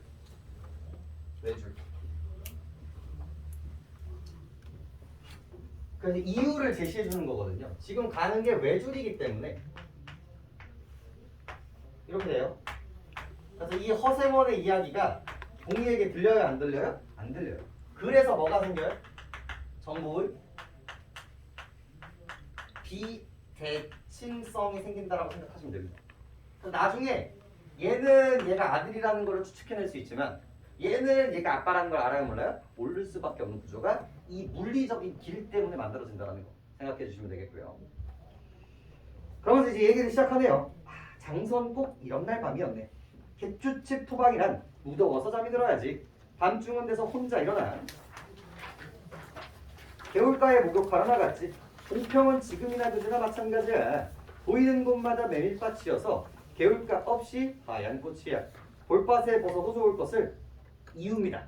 달이 너무 밝은 까닭에 옷을 벗으러 물방앗간으로 들어가지 않았나? 여기는 내신에서도 정말 많이 나오는 구절인데 사건 전개의 필연성이라는 단어로 써장이 됩니다. 그러니까 원래 내가 그냥 벗었어도 됐거든? 밤이었잖아. 근데 달빛이 너무 밝았던 거야. 그래서 이 아까 전에 나왔었던 이 달밤이면 자꾸 그게 생각나는 이유이기도 하거든요. 그래서 내가 남의 눈을 피하기 위해서 어디 들어갔어? 방앗간 집을 들어간 거야. 이상한 일도 많지. 거기서 난데없이 성서방네 처녀와 마주쳤단 말일세. 봉평에서 제일 가는 일색이었지. 나의 팔자에 있었나 보지. 아무렴하고 응답하면서 말머리를 아끼는 듯이 한참이나 담배를 빨 뿐이었다. 구수한 자줏빛 연기가 밤 기운 속에 흘러가서는 녹았다. 날 기다리는 것은 아니었으나 그렇다고 달리 기다리는 논팽이가 있던 것도 아니었네. 처녀는 울고 있었단 말이야.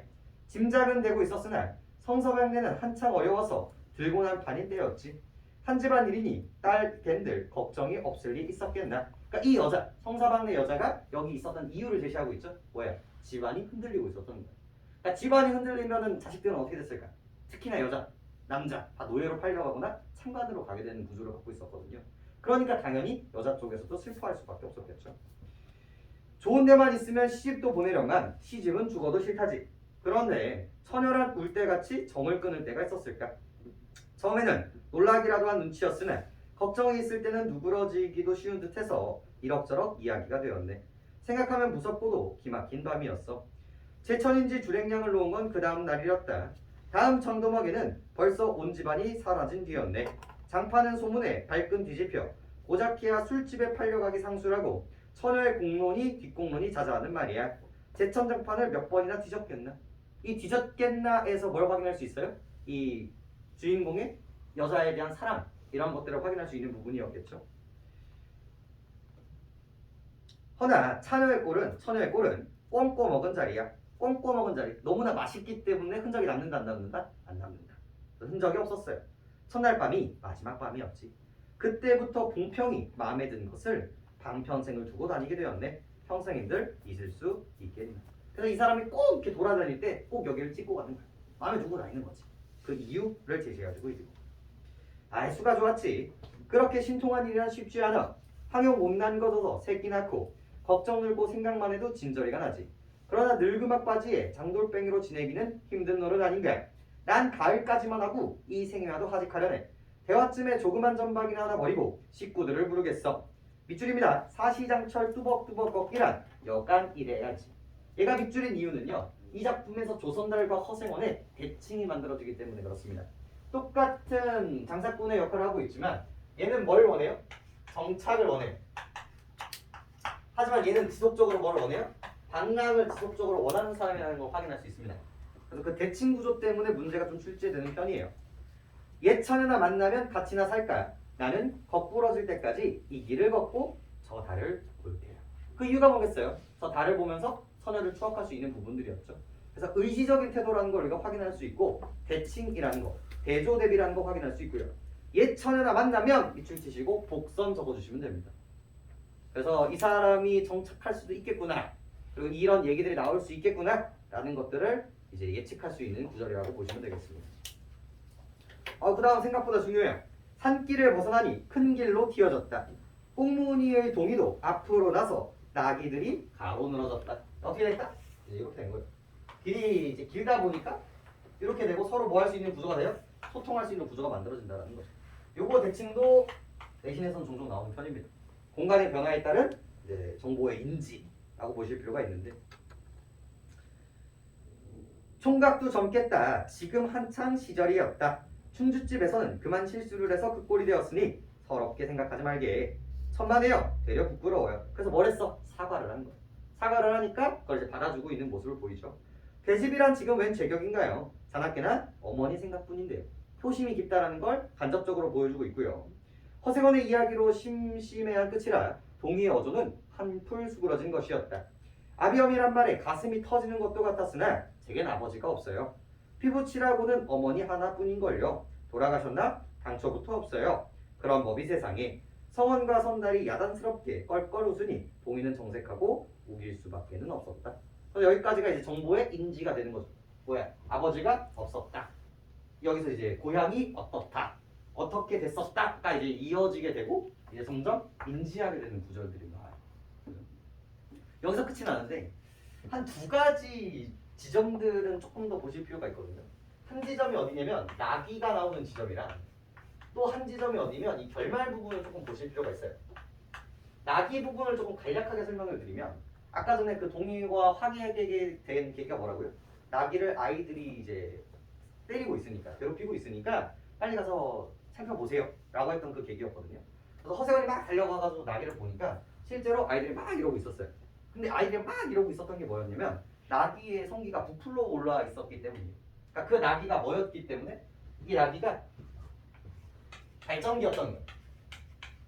그러니까 그 모습이 아이들한테는 되게 우스워 보였다라는 거지. 근데 이 나귀는 뭐와 연결이 되냐면 허생원과 연결이 돼요. 왜 이 키워드를 썼을까? 바로 이 부분 때문인 거예요. 이 동이가 얘한테 화를 냈던 이유는 뭐예요? 여자 때문이었지.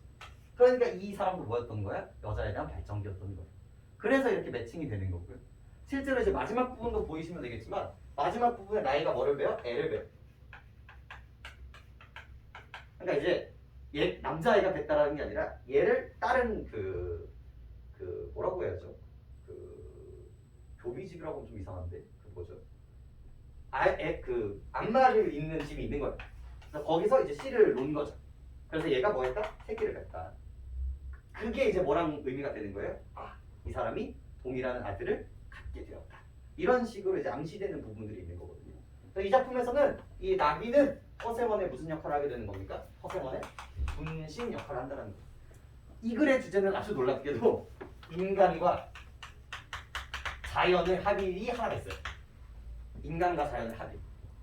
이 아름다운 밤길 그리고 나귀와 이 허생원의 그런 평행이론 이런 것들 때문에 충분히 나올 수 있는 이야기들입니다. 그 사람이 추구하는 부분들이고. 근데 결말 부분은 우리 조금 같이 볼 필요가 있는데 우리 과제 드린 것 중에서 과제 좀 펴볼까요? 야, 나 조인님 문학 좀 하나 주실래요? 문학. 네, 문학 펴볼까요? 문학. 저는 이거를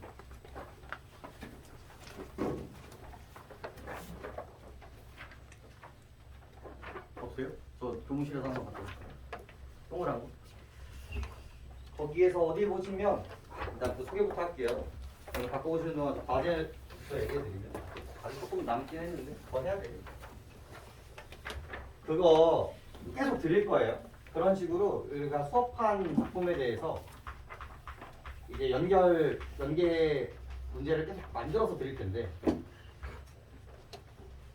여러분들은 모를게요. 그렇게 여러분들은 모를 거예요. 그 정도로 문제 만드는 게 그렇게 쉬운 일은 아니에요. 여러분들이 다른 선생님 거 교재 보셔도 그렇게 정리되기가 되게 어려워. 제발. 특히 나왔었던 EBS, 그 다음에 기출, 교육청 기출, 그 다음에 이제 조금 저작권 이슈가 있기는 하지만 사설 그런 것들 몰래 집어넣은 거란 말이에요. 여러분들이 이제 앞으로 해야 되는 방향성들은 이 작품을 기억하는 거예요. 그래서 줄거리 설명을 해드리는 거고 전반적인 이야기를 해드리는 건데 이게 1년 뒤에 여러분들 수능 보기 전에 기억이 남아야 돼. 그러면 상처를 내야 되거든요. 기억을 오래 하려면. 그러면 문제를 풀어야 돼요. 그리고 여러분들이 이쪽 작품을 수업을 하면 이쪽이 나올 거란 말이에요. 이쪽이. 그럼 여기에 대한 이야기들을 이 문제를 풀면서도 조금은 해결할 수 있는 부분들인 거고요. 알겠죠? 풀어. 진짜로. 그래서 수능 특강 넘어서기 1차시 보시면 되겠고요. 딱 중간 넘겨보시면 메밀꽃 필 무렵이 나올 겁니다. 중간 지점 딱 펴시면. 그럼 중략 위가 방금 우리가 읽었던 부분이 딱 중간 우리 편집되어 있는 중간 부분 펴시면 3번 문제 보실 거고요. 그죠? 중략 위가 방금 우리가 읽었던 부분이죠. 그죠? 뒤 볼까요? 자, 물은 깊어 허리까지 찼다. 속 물살도 어지간히 센 데다가 발에 채이는 돌멩이도 미끄러워 금시에 훌칠 듯하였다. 나귀와 조선달은 재빨리 거의 건넜으나 동이는 허생원을 붙드느냐 두 사람은 훨씬 떨어졌다. 모친의 친정은 원래부터 제천이던가 웬걸요 시원스레 말을 안 해주고 봉평이라는 것을 들었지요. 정보가 하나 더 들어왔죠. 엄마의 고향이 어디였다? 봉평이었다. 약간 이런 느낌인 거고. 알 수 있나요? 도무지 듣지를 못했으니까 그렇겠지 하고 중얼거리며 흐러지는 눈을 까물까물하다가 허생원은 경망하게도 발을 삐띠떴다. 앞으로 고꾸러지는 바람에 바쁘게 몸째 풍덩 빠져버렸고 허위적거릴수록 몸을 걷잡을 수 없어 동이가 소리를 치며 가까이 왔을 때에는 벌써 퍽이나 흘렸다. 옷째 쫄딱 젖으니 물에 젖은 개보다도 참혹한 꼴이 되었고 동이는 물속에서 어른을 헷깝게 업을 수 있었다. 젖었다고는 하여도 여인 몸이라 장정등에는 오히려 가벼웠다. 이렇게 해서 안 됐네. 내 오늘은 정신이 빠진 모양이야. 염려하실 건 없어요. 그래, 모치는 아비를 찾지 않는 눈치지. 늘 한번 만나고 싶다고는 하는데요. 지금 어디 계신가? 의부와도 갈라져 제천에 있죠. 가을에는 봉평도 모셔오려고 생각 중인데요. 이를 물고 벌면 이럭저럭 살아갈 수 있겠죠. 기특한 생각이야. 가을이랬다. 동이의 탐탁한 등어리가 뼈에 사무쳐 따뜻했다. 밑줄 쳐볼까요? 여기가 혈육의 정을 느끼고 있는 부분이에요. 그러니까 아까 전까지만 해도 갈등이었죠. 그리고 점점 가까워지다가 이 강이라는 공간을 통해서 연결이 되고 있는 온기를 서로 주고받는. 도리어 물을 다 건넜을 때에는 도리어 서글픈 생각에 좀 더 엎혔으면도 했다. 진종의 실수만 하니 웬일이오 생원. 조선달을 바라보며 기어이 웃음이 터졌다. 그래서 이유를 얘기를 해주는데 낙이야.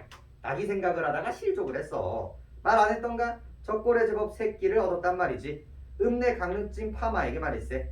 귀를 좀 꼭 세우고 달랑달랑 뛰는 것이 낙이 새끼같이 귀여운 것이 있을까? 그것 보려고 나는 읍내를 도는 때가 있네. 사람을 물에 따를 땐 대단한 낙이 새끼군. 그래서 여기 낙이 새끼가 뭐를 지칭하는 말이에요? 동의. 낙이를 이제 허생원. 이런 이미지로 지칭을 해주시면 됩니다. 주말까지 부지런히 가세나 뜰에 불을 피우고 후투 쉬시오. 나귀에게는 더운 물을 끓여주고 내일 대화장 보고는 제천이다. 생원도 제천으로 오래간만에 가보고 싶어. 동해 나오나 동이. 제천을 잘 안 가다가 이제 가요. 그 이유가 뭡니까? 마음속에만 담고 있다가 가는 거예요. 자기 마누라를 찾기 위해서겠죠. 나귀가 걷기 시작하였을 때는 동이의 채찍은 왼손에 있었다. 별표입니다. 오랫동안 아둑산 길에 눈이 어둡던 허생원도 이번만은 동이의 왼손잡이가 눈에 띄지 않을 수 없었다. 이유가 있겠죠. 걸음도 헷갈고 방울소리가 벌판에 청청하게 울려버렸다. 발이 어지간히 기울어졌다. 자, 포인트 열린 결말. 어떻게 되는지 알아요, 몰라요? 몰라. 열린 결말을 통해서 독자의 상상력을 자극하고 이제 여운을 주는 그런 구조를 가지고 만들어 놓은 작품이라고 보시면 됩니다. 마지막 구절을 같이 읽은 이유가 있겠죠? 아들. 왜 아들인지. 그걸 자꾸 추측하게 되는 이제 추리식 구성을 가지고 있다. 이런 것들의 특징을 가지고 있으니까 조금 보실 필요가 있겠죠. 다시 돌아가 볼까요?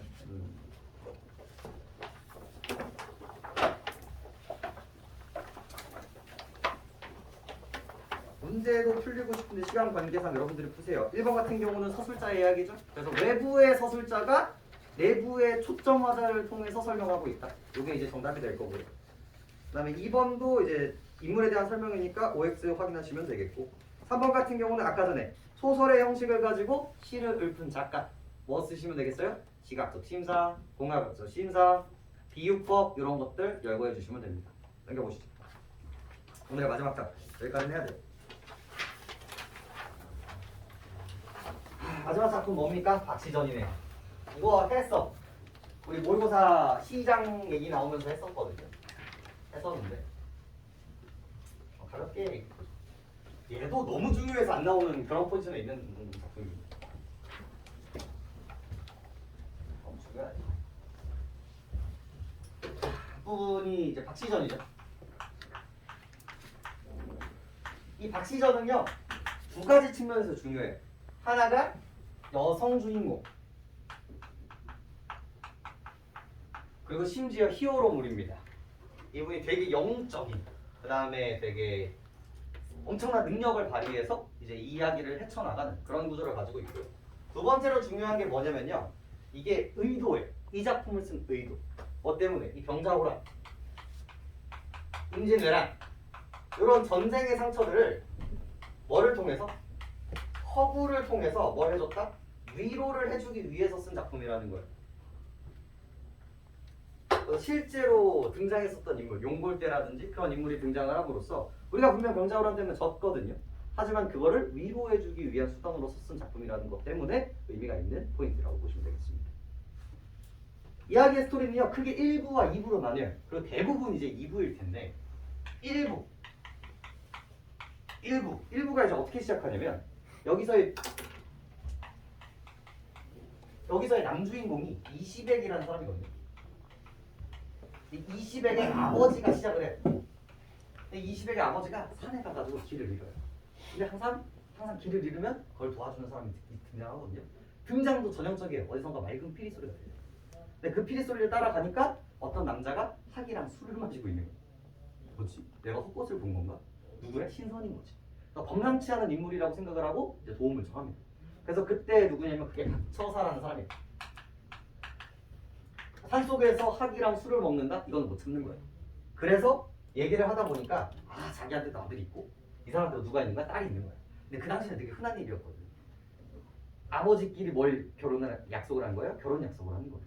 그래서 이 박처사의 딸인 박씨와 이 이시백이를 뭐 했다? 결혼 약속을 하게 된 거예요. 근데 이 이시백이요 그 바다에서 엄청나게 유명한 엄친아였어요. 잘생겼고 장원급제도 거의 따놓은 사람이고 약간 그런 결이었단 말이에요. 그래서 막 수많은 여성들이 이제 그런 청혼을 집안에서 청혼을 했지만 우리 이시백 아저씨는 뭐예요? 안 돼. 우리 약속한 게 있다.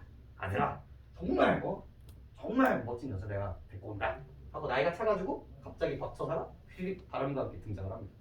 그러면서 이제 박씨 그래서 이제 어떻게 해요? 결혼을 하게 돼요. 근데 문제는 뭐냐면 박씨가 너무 박색이었어요. 그러니까 너무 못생긴 거예요. 표현이 두꺼비 같다라는 표현을 써요. 괴물 같다라는 표현을 씁니다. 그래서 너무 못생긴 거예요. 근데 이제 아버지는 되게 현명한 포지션으로 나오고 우리 시베기 아저씨는 초반에는 바보로 나와요. 약간 부정적으로 나와요. 처음엔. 왜냐면 너무 못생기기 때문에 마음에 들어 안 들어? 마음에 안 드는 거예요. 그래서 어쩔 수 없이 결혼은 하지만 거의 4, 5년 동안 방치를 합니다. 보기도 싫다. 그래서 이제 독수공방으로 살게 되는 거예요. 근데 그 과정 속에서도 이 박씨가 얼굴만 박색이지 하는 행동이고 하는 그런 모든 일들이 되게 의미가 있었어요. 뭐 예를 들어 갑자기 말을 사오래. 근데 되게 허약한 말을 사오라는 거예요. 그래서 그거를 말을 사왔는데 이 말이 알고 보니까 뭐였어? 천리말이었어. 천리를 가는 말이었던 거예요. 근데 이제 우리나라에서는 써요, 못 써요? 못 쓰니까 중국 사신이 오는데 이제 갖다 놓으라는 거지. 그러면 중국 사신이 천리말을 알아보고 이제 그것을 사갈 것입니다. 그때 집안이 되게 안 좋을 때였거든. 그래서 얘를 100냥에 사가지고 1억에 받는 그런 일들을 이제 하게 돼요. 그다음 또 우리 시베기 아저씨가 이제 과거를 보러 간단 말이야. 그랬더니 박씨가 이제 뭐야? 억지로 꿈을 꾸는데 거기서 이제 용이 꿈으로 이렇게 들어갑니다. 그래서 이제 박씨가 이제 시녀한테 저기 좀 파봐라 라고 하니까 거기서 오색 빛깔이 나는 이제 옛날 똑같은 그 뭐지? 비루가 이제 등장하는 비루 아니면 뭐냐? 못 가는 거. 좀 단어가 하나 나온다. 비루 맞나? 비루 맞아요? 비루가 이제 등장하는 거예요. 그러니까 여기다 이제 갈고 시베기가 한 100 정도의 능력치를 갖고 있으면 여기한테 이제 몇 걸 가니까 어때요? 이제 한 1000 정도 되는 거예요. 그러니까 바로 뭐해? 과거급제가 되는 거죠. 이렇게 돼버리는 거예요. 그래서 이제 과거급제를 하고 오는 날이었어요, 그게. 그래서 이제 얘가 입신양면을 했어. 여기서도 이제 아주 그 입신양면을 한 거야. 그날 박씨가 이거를 허물을 버는 거야. 갑자기. 그러면서 초절정 미녀가 되는 거고. 미녀가 돼버렸어. 다 뜻이 있는 거예요. 첫 번째가 그게 운명이었고 과거에 있었던 그것 때문에 조금 액을 면하기 위해서 일부러 그런 탈을 쓰고 있었던 거예요. 그 죄가 다 끝나서 끝이 이제 벗기게 된 거고. 두 번째 뜻이 뭐였냐면 얘가 너무 예쁘잖아. 그럼 얘가 공부를 할까 안 할까? 공부를 안 하는 거예요. 그래서 다 일부러 그랬다. 이런 식의 얘기가 되는 거거든요. 근데 이제 큰일 났지. 보니까 너무 예쁜 거야. 근데 이제 어떻게 할 수 있어 없어? 없는 거지. 그래서 이제 비일비일기입니다. 근데 이제 얘가 결국은 뭐 해주는 구조가 돼요. 용서를 해주고 이제 행복하게 살아가지고 아들 딸 낳고 잘 살고 있다가 이게 일부예요. 그래서 아마 수능에 나온다면 이쪽이 나올 수 있는 확률이 있어요. 이쪽 일부. 근데 여러분들이 이제 이쪽 병자호란과 허구와 미로 이쪽 라인들은 이제 2부로 넘어가게 됩니다. 20회가 이제 나이가 들어요.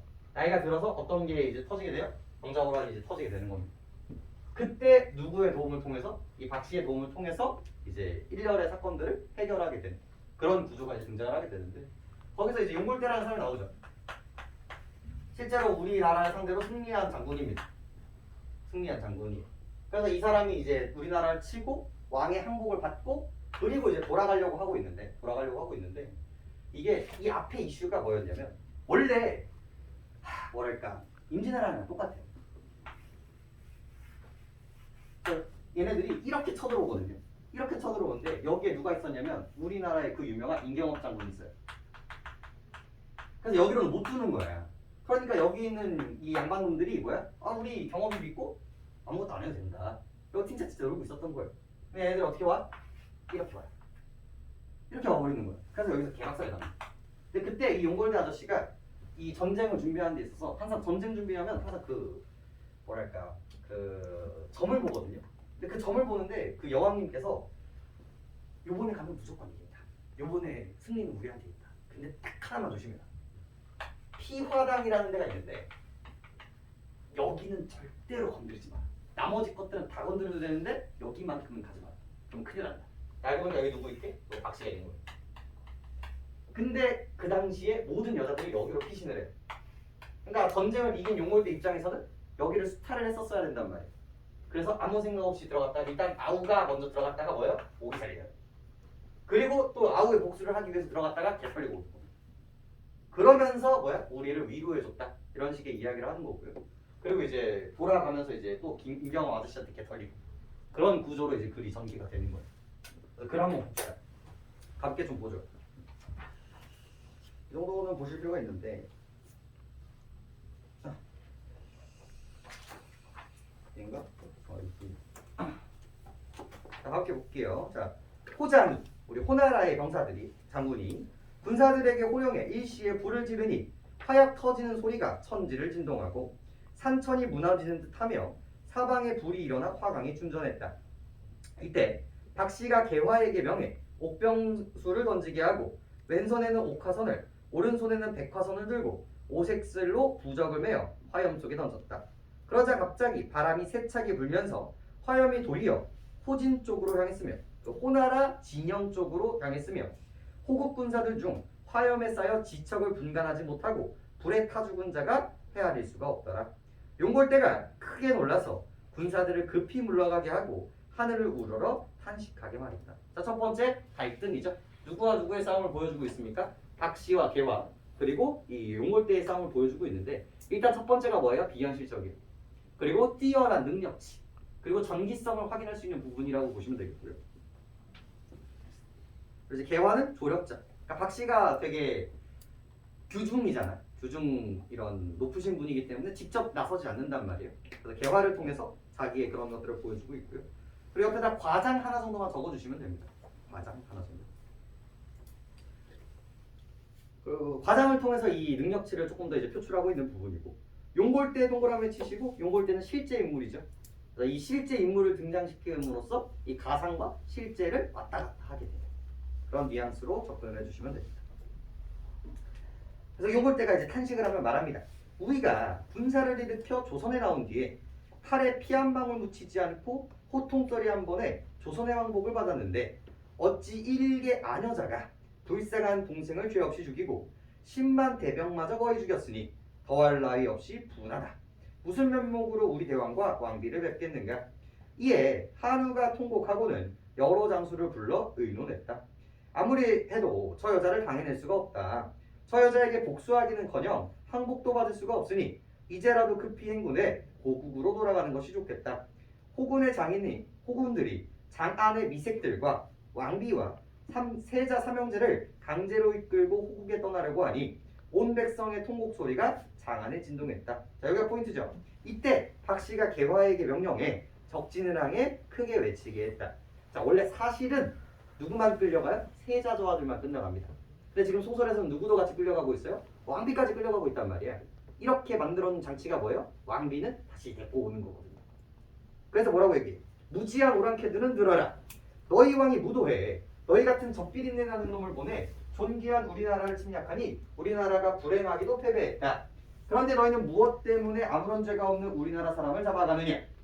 만일 우리 왕비를 데려가면 내가 너희는 모조리 죽일 것이니 목숨을 보존하거든 모셔가지 말아라. 호장이 그 말을 듣고 웃으며 말했다. 자, 포인트는 뭐예요? 왕비를 데려가지 말아라가 포인트인 거예요. 내 말이 하찮고 가소롭다. 우리가 이미 내 국왕의 항서를 받았으니 데려가고 안 가고는 우리 마음이다. 그러니 그런 말은 하지도 마라. 처음에 반항을 하죠. 너희가 한사코 내 말을 거역하려 한다면 내 제주부터 보아라. 라고 하면 이제 뭐가 나오는 거야? 도술이 나오는 거죠. 그러니까 진원을 외우고 무지갯빛이 나오고 큰 비가 내리고 눈보라가 내리고 우박이 내리고 그제야 깨닫고 말았다. 여기가 중요해요. 당초 군사를 일으킬 때 우리 왕비께서 본부하시기를 조선에 나가거든 우의정집 20액입니다. 이시백집 후원은 절대 범하지 말라 하셨다. 그런데도 짐짓 깨닫지 못하고 순간에 분노만 생각하다가 왕비의 분부를 거역해 화를 당하여 10만 대병을 태반이나 죽이고 죄 없는 동생을 죽였구나. 무슨 면목으로 왕비를 뵙겠냐? 지금이라도 박씨에게 비는 것이 좋겠다. 자, 여기서 여러분들이 가지고 가셔야 되는 첫 번째가 뭡니까? 제가 이거 고전소설 하면서 제일 강조했던 게 뭐예요? 정보의 이지성이. 자, 이 사람은 여기에 대한 금기를 알았다 몰랐다? 알았다. 알았지만 뭐 때문에? 분노 때문에 못했다라는 구조인 거지. 뉘앙스를 보시는 게 되게 중요해요. 알긴 알았어. 얘는 이미 알고 있었다. 이런 뉘앙스가 엄청 중요하다는 거 계속 기출을 푸시면서 아셨죠? 그래서 이제 인지가 됐지. 강조합시다. 호장들이 말에서 내려 스스로 손을 묶고 팔문진 앞으로 나아가 무릎을 꿇고 애걸하며 말했습니다. 소장들이 군사를 일으켜 조선에 들어와 사방으로 돌아다녔을 때 한 번도 무릎 꿇은 적이 없는데 이제 신명하신 박부인께 무릎을 꿇고 비나입니다. 여기가 바로 심리적 보상, 그리고 평민들에게, 이 독자들에게 대리만족을 시켜주는 부분이라고 보시면 돼요. 실제로 그런 일이 없죠. 그러고는 또 애걸했다. 부인의 말씀이 왕비를 데려가지 말라고 하시니 분부대로 할 것입니다. 이제 길을 열어 우리가 고국으로 돌아가게 해주시오. 자, 포인트 볼까요? 처음에는 어때요? 처음에는 누구와 누구를 같이 데리고 가요? 왕비와 세자를 같이 갖고 가요. 그러면 이왕 왕비를 구하는 김에 세자도 같이 구하면 되잖아요. 근데 누구만 구하는 거야? 왕비만 구하는 거야. 이게 이제 허구. 실제로 왕비는 잡혀가지 않거든요. 여기는 뭘 기반으로 하고 있기 때문에 세자가 데리고 간 거는 사실 기반이기 때문에 사실 기반을 반영한 부분이라고 볼 수가 있겠고, 왕비를 줬다가 뺏는 기반은 뭐예요? 이제 능력을 보여주기 위한 이런 장치라고 보시면 되겠죠. 그리고 이제 그리고 요거를 이제 납득을 시켜야 되잖아요. 왜 이럴까? 왜 세자는 구하지 못했을까? 이걸 어떻게 납득시킬까? 이게 뭐야? 하늘의 뜻, 즉 운명이라고 맨날 쳐요. 만약에 내가 세자까지 구하면 어떻게 되는 거야? 이제 천기를 거스르는 거야. 그럼 오히려 큰 화가 오게 된다. 이런 구조로 항상 이제 설득을 하게 되는 거죠. 자, 너희들은 씨도 남기지 않고 죽여 없애려고 했으나 내가 부득이 천명에 따라 너희를 용서합니다. 우리나라가 불행해 너희들에게 강화를 당했으나 무엇 때문에 우리 왕비를 모셔가려고 하느냐? 너희 말대로 왕비는 모셔가지 마라. 너희가 부득이 세자를 모셔간다고 하니 이 또한 포인트죠. 하늘의 뜻을 거역하지 못하거니와. 이게 바로 뭡니까? 운명론적 세계가 아닙니다.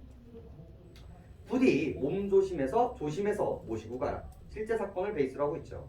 나는 여기서도 완리밖을 내려다보는 능력이 있으니 너희가 만일 불편하게 보시면 내가 신장을 보내 왕과 죄 없는 백성을 모두 함몰하겠다. 부디 내 말을 헛되이 여기지 말고 명심하기를 바라노라. 그러면서 엿을 하나 더 먹입니다. 이제 가는데 도망가라고 하지 말고 어디로 꼭 가게 만들어요? 이 임경업이라는 여기 맞나? 우리 임경업 아저씨 쪽으로 보여요. 근데 이때 호국 장수들이 뭐라고 생각하냐면 아직도 정신을 못 차린 거예요. 우리가 승리를 했으니까 임장군도 우리를 보내줄 것이다 라고 생각을 하고 간 거야. 근데 임장군은 그때 정보를 모르고 있었어. 그게 포인트거든요. 가볼게요. 박씨는 호장들과 호국 군대를 보내주며 의주에 있는 임장군을 만나고 가라고 명령을 합니다. 이유가 있겠죠. 마침 도성의 소식을 듣고 급히 내려오던 임장군은 호장들과 호국 군대를 만나게 되고 임장군은 호국 군대를 크게 무찌릅니다.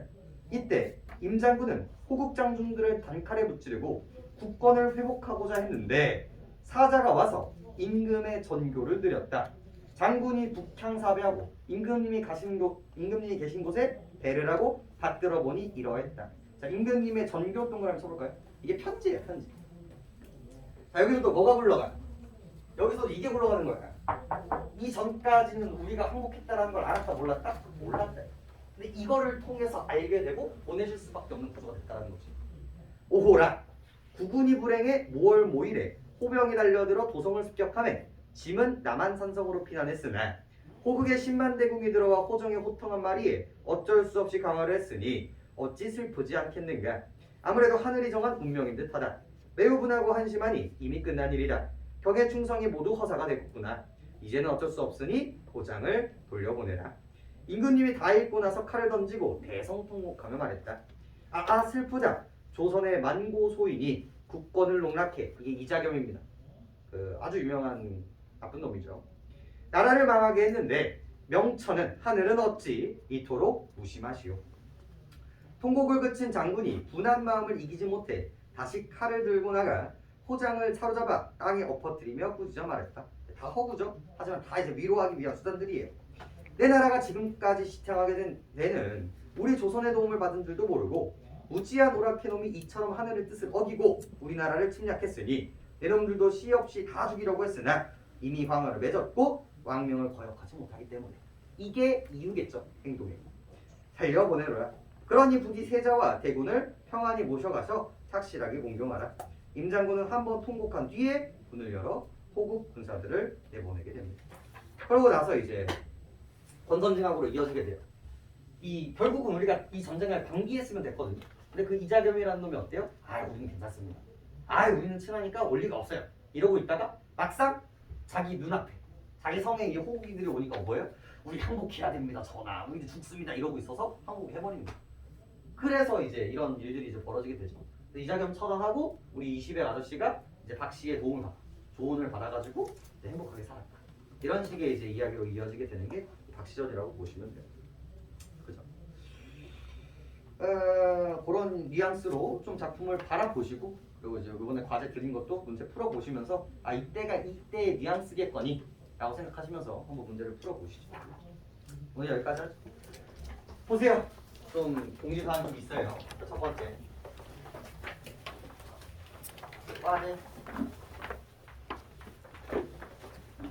첫 번째 우리 이제 부가 나갔을 거예요. 비문학 하나랑 비문학이랑 이제 뒤쪽에 화장 엄매 이렇게 붙어 있어요. 요거 푸시는 거. 오늘 비문학은 경제 지문들 조금 모아놨습니다. 조금 고통스럽게 받아보시죠. 두 번째가 이번에 문학. 오늘 배운 작품들의 문학 파트들 좀 이야기를 해봅시다. 그게 이제 풀어보시면 돼요. 이번 주는 모의고사 없어요. 수능 틀린 거 조금 더 음미해보세요. 수능은 그만큼 중요하니까. 작년 수능은 중요하니까. 굳이 모의고사 안 드릴 테니까 한번 의미해보시고. 세 번째 공지. 뭐랄까 이제 여러분들 조금 구매하셔야 되는 포인트들이 왔는데 이게 주간지를 살 거예요. 지금 고민을 하고 있기는 하지만 일단은 두 개 다 봅니다. 두 개 다 보면서 좀 고민을 해볼게요. 생각보다 여러분들 수능 특강과 연결돼서 질 좋은 문제를 만들기가 되게 어렵거든요. 당장 지금 풀지 않더라도 조금 사놔가지고 쟁여놓는 게 되게 중요해요. 이런 부분들. 그래서 좀 접근성 있는 거 이거. 프론트에서 사시면 되는데 요거 한수 거 구매하셔서 푸시면 됩니다.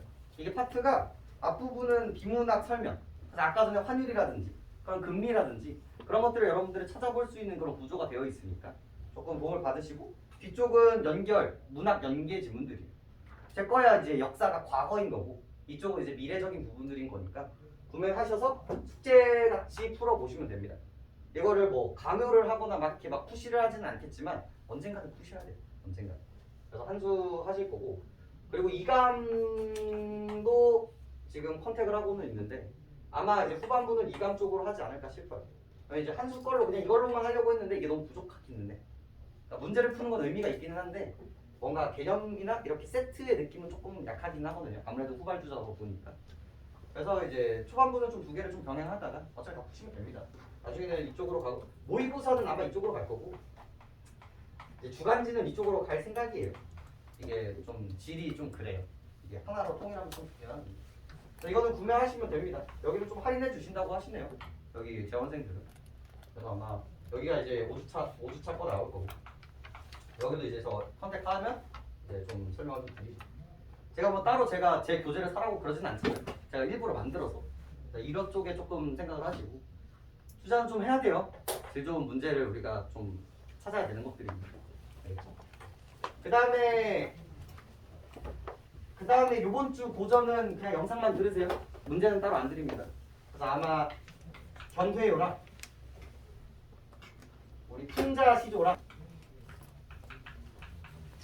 아니 견회요 그 다음에 오후가입니다. 얘네들을 묶어서 얘들 그 윤선도 아저씨 거예요. 만약에 내한테 딱 한 명만 가르치라고 하면 송강정철이고요.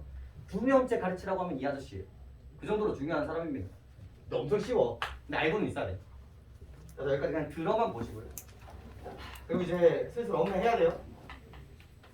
우리 업무하시는 분들은 오늘 그거 받으셨죠? 저랑 내신하시는 분들은 되게 익숙한 교재일 텐데 기본적으로 수특 받고 계시면 돼요. 근데 보시면 알겠지만 수특 내용이 정말 택도 없거든요. 그래서 이걸로 이제 영상을 찍어서 올려드릴 텐데 부족해요. 그래서 중간중간에 나오는 내용 설명들이 지금 드리는 교재랑 연결이 되어 있을 거예요. 그래서 이번 주는 그냥 가볍게 수특만 우리가 해결한다고 생각합시다. 수특 의문론 쪽 찍어서 보여드릴게요. 그리고 나서 다음 주나 다다음 주에 추가 과제들 계속 드릴 테니까 이번 주는 이제 그 교재랑 수특을 가지고 그냥 영상을 들어보시면 돼요. 알겠죠? 이런 식으로 계속 진도를 나갈 거예요. 1부는 비문학, 2부는 문학, 그리고 영상으로 문법, 화작은 다시 보기. 약간 이런 느낌입니다. 알겠죠? 그런 식으로 전달하시면 되겠고 그리고 이거 다음 주는 제가 좀 여유가 있어서 화, 목, 금 괜찮거든요. 그러면